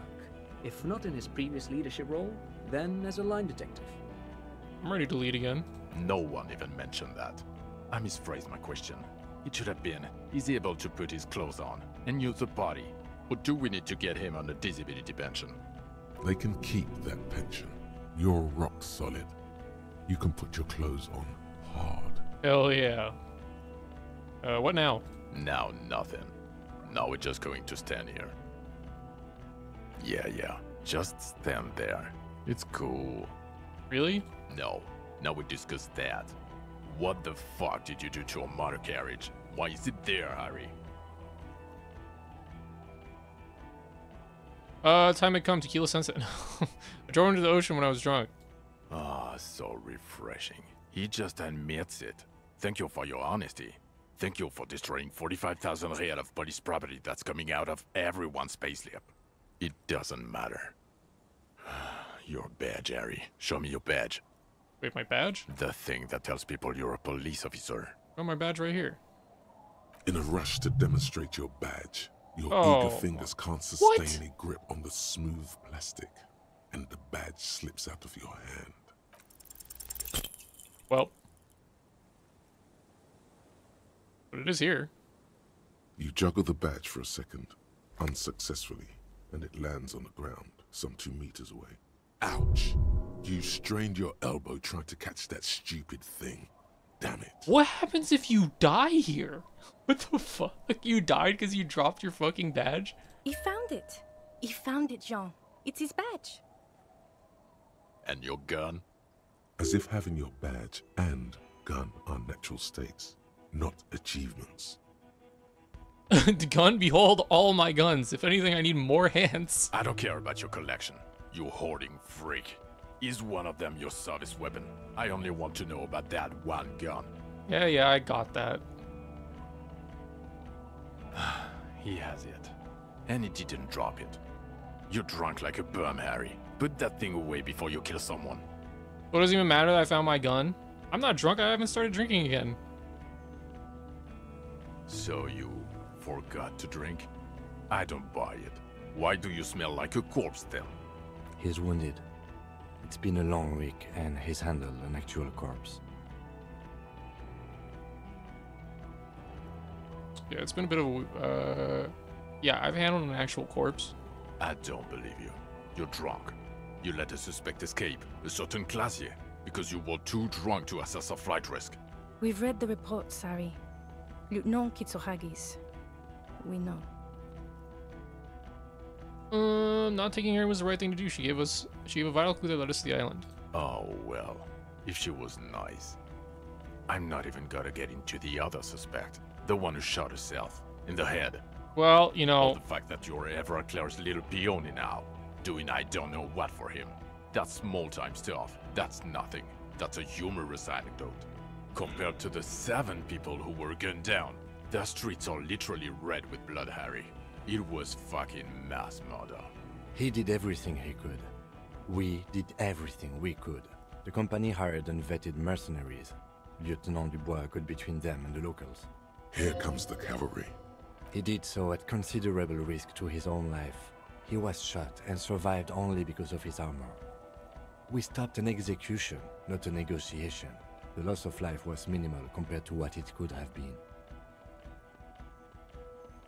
Yeah, it was a massacre. We got white. Where the hell were you? Don't make this harder for yourself.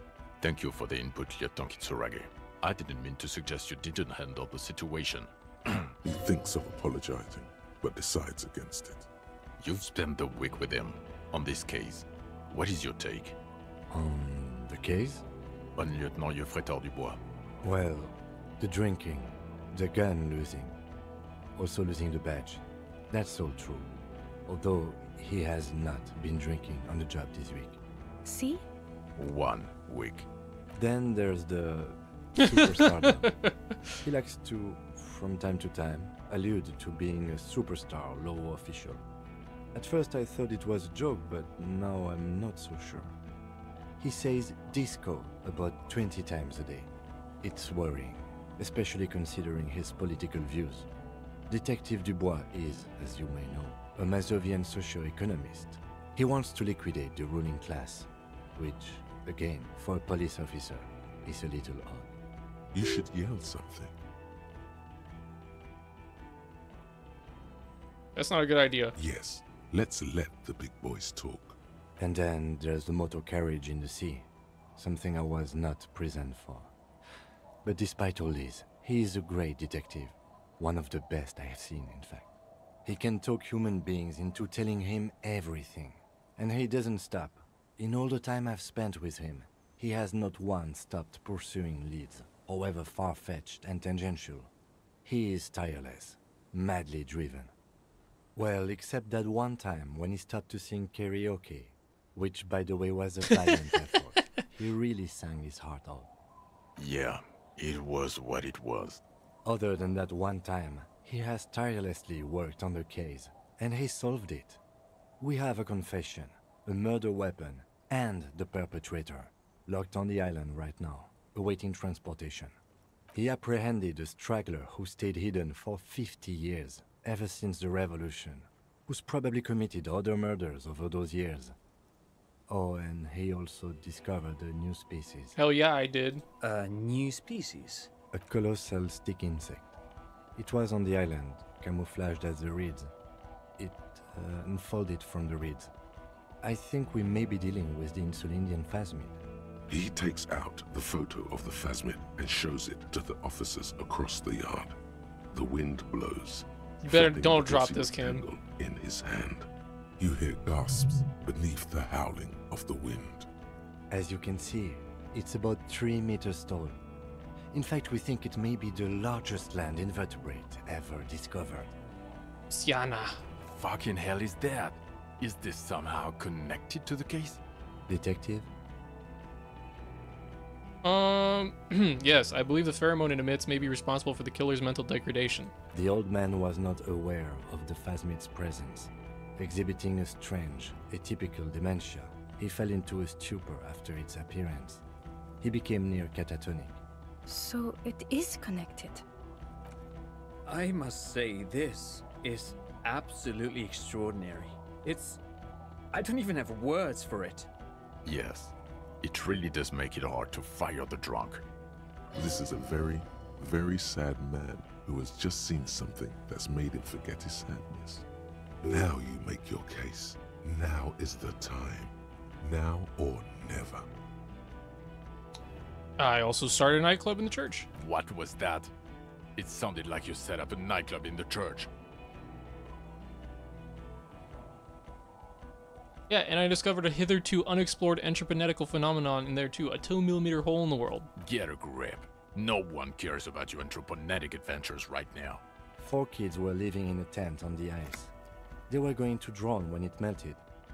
It's not optimal, but the building was abandoned, so he put them in there. It's okay. It's not that okay. Get off this subject now. Also found it was female at Razor's Nest. Female? What makes you think so? You had to see it. It had the subdued colors of a female. And the nesting behavior too, I think. Incredible. Were there eggs in the nest? Not as far as I could see. There were other things there, though. It had gathered items in its nest, a helmet, a scope, and a passport. Actually, you know, this would indicate it was a male. This is far from anything in my field, but I think such nests are called bowers. They are for attracting mates. I still think it was female. Of course, as I said, I'm only guessing. I didn't see it. It must be robust if it can move a whole helmet with its limbs. I think it reproduces by parthenogenesis. As in cloning itself? What makes you think so? Just a hunch. Well, then it wouldn't matter if it's a male or female. The bower would just be rudimentary behavior from before the parthenogenetic mutation. Very interesting.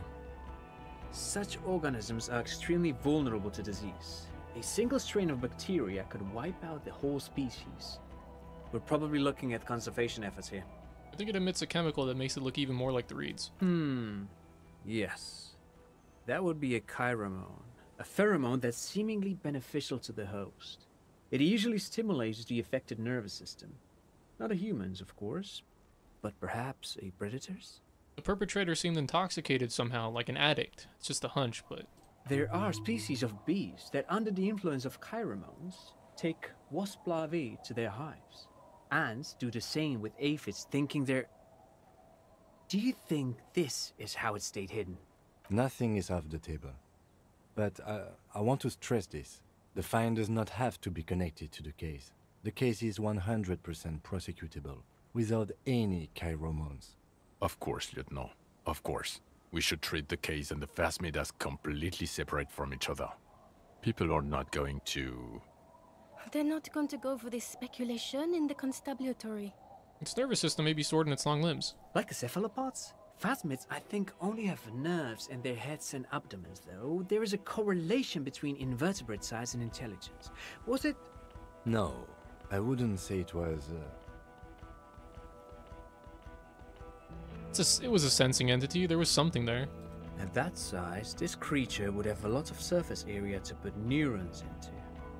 It's basic geometry. It had mandibles that looked like hair, and it was completely white on the inside. Yes, but also reed-colored. Beige and brown, a little green on the outside. After unfolding from a single stalk, it still retained parts that looked like reed tufts on its limbs. Incredible. The PR value of this is exceptional. Carp discovers new species. Maybe even discovers the Insulindian phasmid. No, that's too much. This would really help with some of the problems we've been having. Absolutely, this is great. This does not say vigilante murderers to me at all. This says science, news, human interest. You know, it's a really good thing you have that photo. Without it... You're doing good here. Perhaps only for a moment, but still. Quit while you're ahead? Or no? The killer, Lilianovich Strauss, we have a strong motive for him. Lilianovich? A revolutionary matronym. A revolutionary matronym? The custom started in Grad, where they have patronyms. Krasovich, Lasovich, etc. The revolutionaries saw this as a chauvinist atavism, so they used matronyms, derived from the mother's name instead. This man's mother was Lilian. His Lilian's son, Lilianovich. The custom was overturned after the revolution failed, but not before it made it to Revachol. So, it is what a soldier of the ICM would be called. Thank you, Trant. Thank you for that piece of cultural theory. You said you have a motive? Of course, excuse me, I just thought it was noteworthy. He killed the mercenary in an act of jealousy. Jealousy? I thought this Lilianovich was an old man. To have been hiding for 50 years. Like 70-something. A strange psychosexual fixation, aggravated possibly by proximity to the phasmid and its chemicals. He himself gave a political reason, said he had killed an enemy combatant. Also, we have ballistics from the gun, matching the bullet found in the dead mercenary's head, and 2 officers on the scene that Mr. Dross confessed to. It's a clean win. It's way more than that.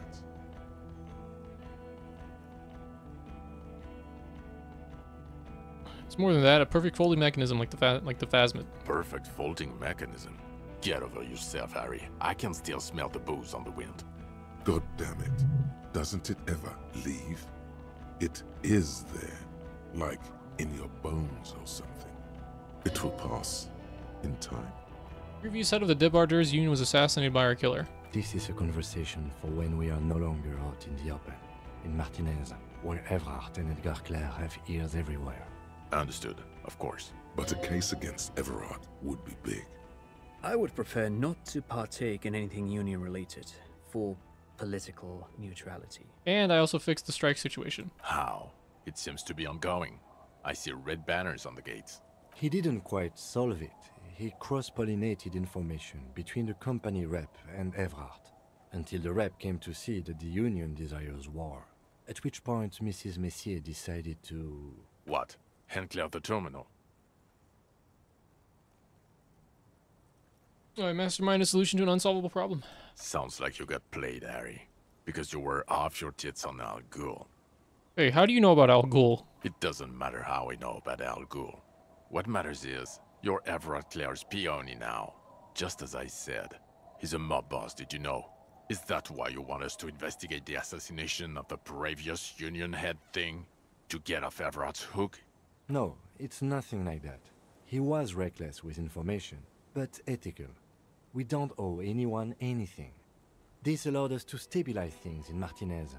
God, calm down, Jean. There's also a dead man on the boardwalk, a missing person I found. Yes, yes. Fallen through a gap in a boardwalk. Drunk. How did you know I found him? The body was transported to Precinct 41, our morgue. I had Tilbrook and Mullins take care of funeral arrangements and family stuff. You're not the only cop in the world, Harry. This all comes back to us. Still, good work with the missing person, Detective. It's still a point for you.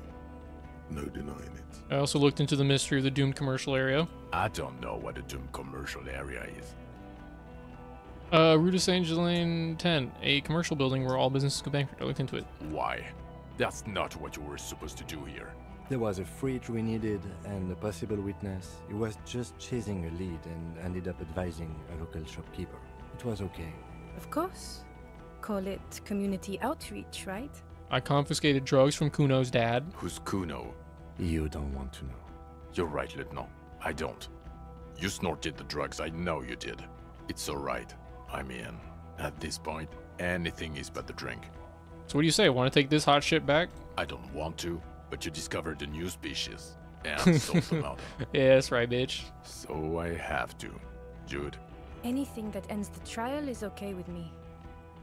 You haven't been drinking, she thinks. So, maybe this time. I like how this is like the police tribunal that like mirrors the mercenaries tribunal who were doing their own investigation into the murder. Agreed. The public relations potential of this is too valuable to let go. Okay. We have vehicles in the square, and the perpetrator needs to be taken into custody. Let's go. Now you will finally get to know who you are. Wait, I have a few questions before we go about who I am. The man looks westward, impatiently, jingling his car keys in his pocket. Who am I? Who are you? You're a gym teacher, Harry. What? Well, obviously you're not a gym teacher anymore, but before. Before you were a cop, you were a gym teacher in Coron. It's getting really cold outside. Should we maybe... It does explain a lot. Harry, it explains everything. The running around, the jumping, the bicep girth, your inexplicable facial hair. The collection of found sportswear I've amassed. The fact that you don't seem to know what homosexuality is, and how you're able to perform a 360-degree spin kick too. Also, this guy. Just everything about this guy. Yeah. And this guy, too. Yeah. God, even this javelin throwing freak here. Oh god, Contact Mike. Is this Contact Mike? Of course. Contact Mike. He's been on about Mike again. I hate that guy. Contact Mike is a reprise of the most inspiring basic sporting principle of open competition, a 5,000 to 1 rank outsider. Oh, you don't say. Does he also vault an impassable gulf of finance and privilege? It is getting cold out. When was this? When was I a gym teacher? In your 20s or late 20s. You've really let yourself go since then. You said in Quran. I was a gym teacher there? Yes, you taught gym in Quran. I believe that's the term. Taught gym at a high school. You were a high school gym teacher. The smell of sweat and glue. The worn floorboards. High school. Harry, your goings-on with Kuno, Andre, Acel, the whole thing on the ice. That's why you are so juvie. His smirk suggests barely contained laughter. Why did I join the RCM then? The regular. You found some chick. She inspired you to fight the big fight. Be more than you are. All that. You, every morning, walking from Voyager Road to teach gym. She, leaving for the academy with her spring coat on. The air filled with the smell of smoke and raspberries, and incredible hope. An ocean full of hope. Okay, I see now. I knew it. I knew no normal human being can run like that. He's an honest-to-God gym teacher. Why am I like this? It's not a mystery. Some chick fucked you over. Also, you were drunk. You really went with it too. Really maximized the damage. She called Dora Dubois? Dubois? It was Dora Engelund, I think. You've said her name, but you weren't married. You were engaged. Wait, Dora Engelund? Something like that. Half-Vasen. We weren't even married. No one is married anymore. This is Revachol.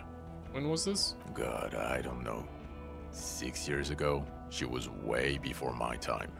6 years and you haven't gotten over it? What the hell is wrong with you? 6 years? Yeah. Or 7. You're not doing too good there. It's an old man thing. 2 old years equals 1 normal year. That and Dora Engelund really tore you a new one. A big one. Who was she? Incredibly bangable. No, I meant what did she do? She was incredibly fuckable. A beautiful bourgeois woman. Wayfish. Like a Welkin, basically. Yeah, Welkin. Heartbreak, Welkin. Pain, Welkin. I've only seen a picture, but it's obvious you formed a real spiritual connection with how pretty she was. One you never recuperated from. Look, the sun is going down. It's time to go home. I think she taught in the Académie des Arts, east of the river. Way east. Hard to say which came first, the middle-class chick or the drink. Egg and the chicken kind of thing. My point is, you need to see a psychiatrist about this shit. Not a psychologist. Several degrees harder. Is there something harder than a psychiatrist? A forensic psychiatrist? Go talk to that. Okay, am I a dirty cop working for La Puta Madre? No. No, because the suspects seem to think... You're too unstable to work for a mob boss. You're suicidal, Harry. No mob boss would take you. I assure you, I wouldn't consult for a corrupt unit. I told you it's not that bad. Precinct 41, what kind of station is it? Us? We're the bloody murder station, haven't you heard? We're the bad guys. No one likes us. That's not true. Jamrock is too big for one precinct. You are just understaffed. And everyone respects the 41st. You have Captain Price. Thank you, Lieutenant. You're being kind. It is an understaffed station and the district is too big, which is why we need to... Get back to it. We left Torsen and McLean to run the Sea Wing. It's not good. Torsen and McLean? Mac the Torso Torsen and Chester McLean. They're not fit to run a wing. Believe me. Things are shaky as it is. And the Sea Wing is... God. There are 4 wings, Harry. A, B, C, and D. We're in C. It's made of losers and clock punchers. You and I reconceptualized it as a task force. It was a mistake. There's also a lot of outside help involved, not only me. Other losers too. He's anything but a loser. Although he would like to be seen as one. It's cooler that way. And Price is... Ptolemy Price? He's the son of the old Price, one of the founders of the RCM. He's one of the most highly regarded men in the force. You're lucky.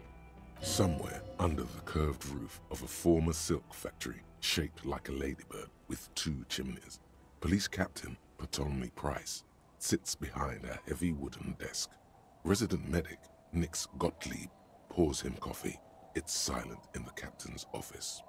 They speak of change, the city, the tension on the streets. They speak of the events of April and the blood on the streets in May. Did we recently shoot up a church by any chance? So he remembers that. Yes, there may have been a raid on some churches. It wasn't good press. Shooting up churches never is. I was out of town, to be clear. What happened? Why do we need to go there? Our enemies were hiding in a church, to the best of our information. That's it. I'm not talking about this anymore. Your security clearance is shit tier right now. You have to wait for it to go up. He means it. The RCM and its enemies will not be discussed on this coast. Your clearance will not go up while you're within earshot of the Union headquarters. I work at the Bloody Murder Station. Okay, it's not the Bloody Murder Station. It's an old converted silk mill with green desk lamps and a coffee corner. A lot of good people work there, hard, every day. Jamrock is the largest ghetto in Rivershore. Faubourg, technically, but it's divided into 11 districts. Jamrock only has us. The press will blow over. Jamrock is lucky to have you, and it's often considered to be the greatest of the districts. You're lucky to have it. Thank you again, Lieutenant. Phasmid, I need to tell Lena about this ASAP. Who is Lena? Cryptozoologist. She lives in Jamrock on Tabernacle Road. She told me about this Phasmid. Tabernacle? It's on the way over. Near where you live on Perdition. Fine, if we're gonna drop you off anyway. She and her husband were conducting the search for the Phasmid. It's their discovery, in part. They should know as soon as possible. It would do you good to deliver some positive news for a change. She is going to be over the moon. Lieutenant Kitsuragi, what will you do now? Well, first I will go back to my station and write the most detailed report anyone has ever seen. It will have to be good to cover all these. Then I will have a serious talk with my captain. About what? Detective, we just stopped a small-scale war. Something is happening to Revachol. I don't know what yet, but it's going to be a hard spring for the RCM. We need to get ready, infiltrate, investigate. Distant traffic. A scrap of newspaper drifts by, carried by the wind. It says, tensions rise in Terminal YC in light of the débardeurs strike in Terminal B. Among representatives of every industry in Coal City, you read. Want to do that at Station 41? Talk to Captain Price? I'd rather not ruffle the feathers of 2 captains with my doom-mongering. No, I meant investigate. Come work in Precinct 41. Work with Price? I'm flattered, but I don't know if I... Would fit in. Am crazy enough. Can take the stress. He doesn't know how to finish the sentence. This truly came as a surprise to him. Not a bad one, but he's at a loss. Flattered? You're Lieutenant Kitsuragi. We would be flattered if you even considered. I would have to tie things up in GRIH first. But, I mean, whatever is coming, Jamrock will be more central to it than the harbor. And we also have a huge caseload, Lieutenant. Piles that we need to get back to. Mountains, even. I do like the sound of that. He's really considering it. Hell yeah. I'm ready. Good. Fuck it, let's go. Trump brought his motor carriage. It's a 20-minute drive to Jamrock. Under the evening sky, the great district turns on its lights. A chessboard of wooden houses, 80,000 living souls inside. Fire traps as far as the eye can see, from Main Street to Precinct 41 atop the motorway, to Boogie Street forking into the dark horizon. You close your eyes and hear the dogs bark. A lone woman sits by a factory window, dreaming of meteorite strikes. On Rue de Saint-Jérôme, a square bullet slides into a square-shaped chamber. In Old South, a man without eyelids smiles. Spring has come. It's time. Yo, the fucking square bullet. Dawson? Yes. McLean? Yes. Heidelstein? No. Vicmere? Yes. Dubois? Of course. Really? Nick Gottlieb looks up from the list. I hear he's unstable. You say that like it's a bad thing. Captain Potomny Price gestures with a ballpoint pen. It's dim in his office, and the curtains are drawn. Harry's our man. He'll pull through. When he does, he'll side with the people. Understood. Gottlieb returns to the list. Minnow? Of course. Wonderful. Then can we please just go back to Jamrock now? The White End.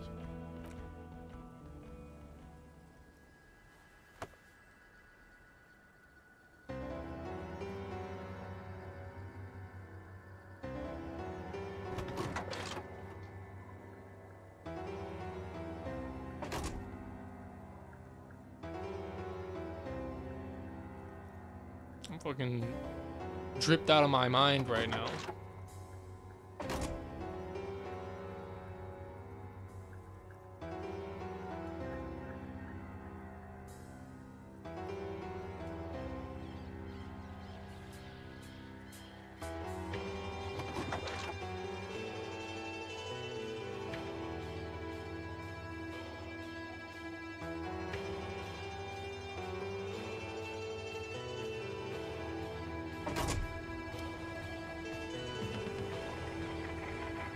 Oh man.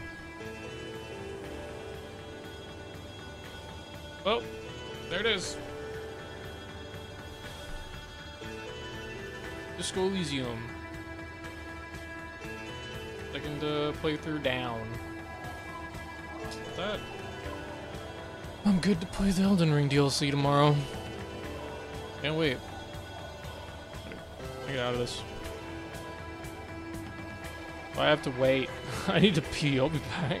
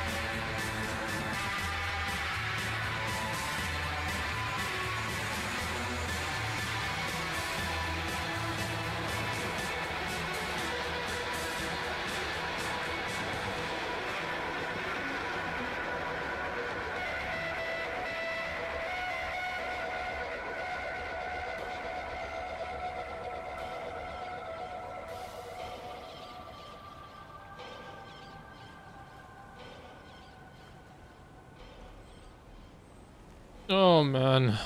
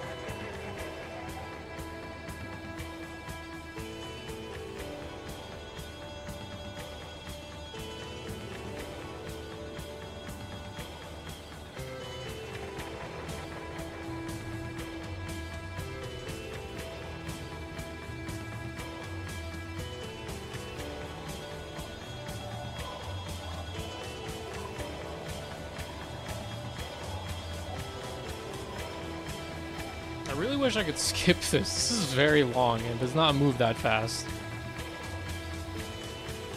I don't want to Alt F4 just in case Lily ruins something.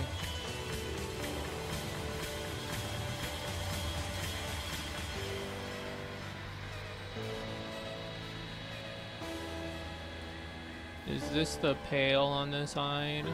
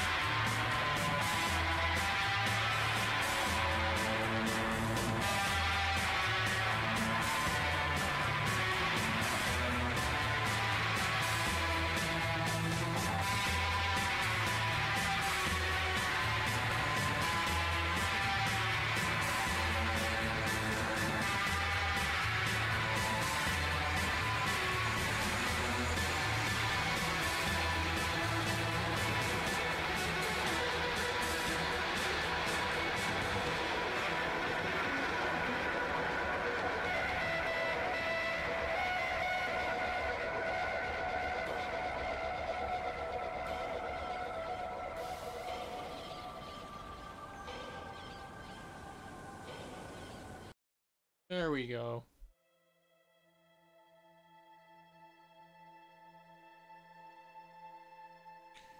Well, let's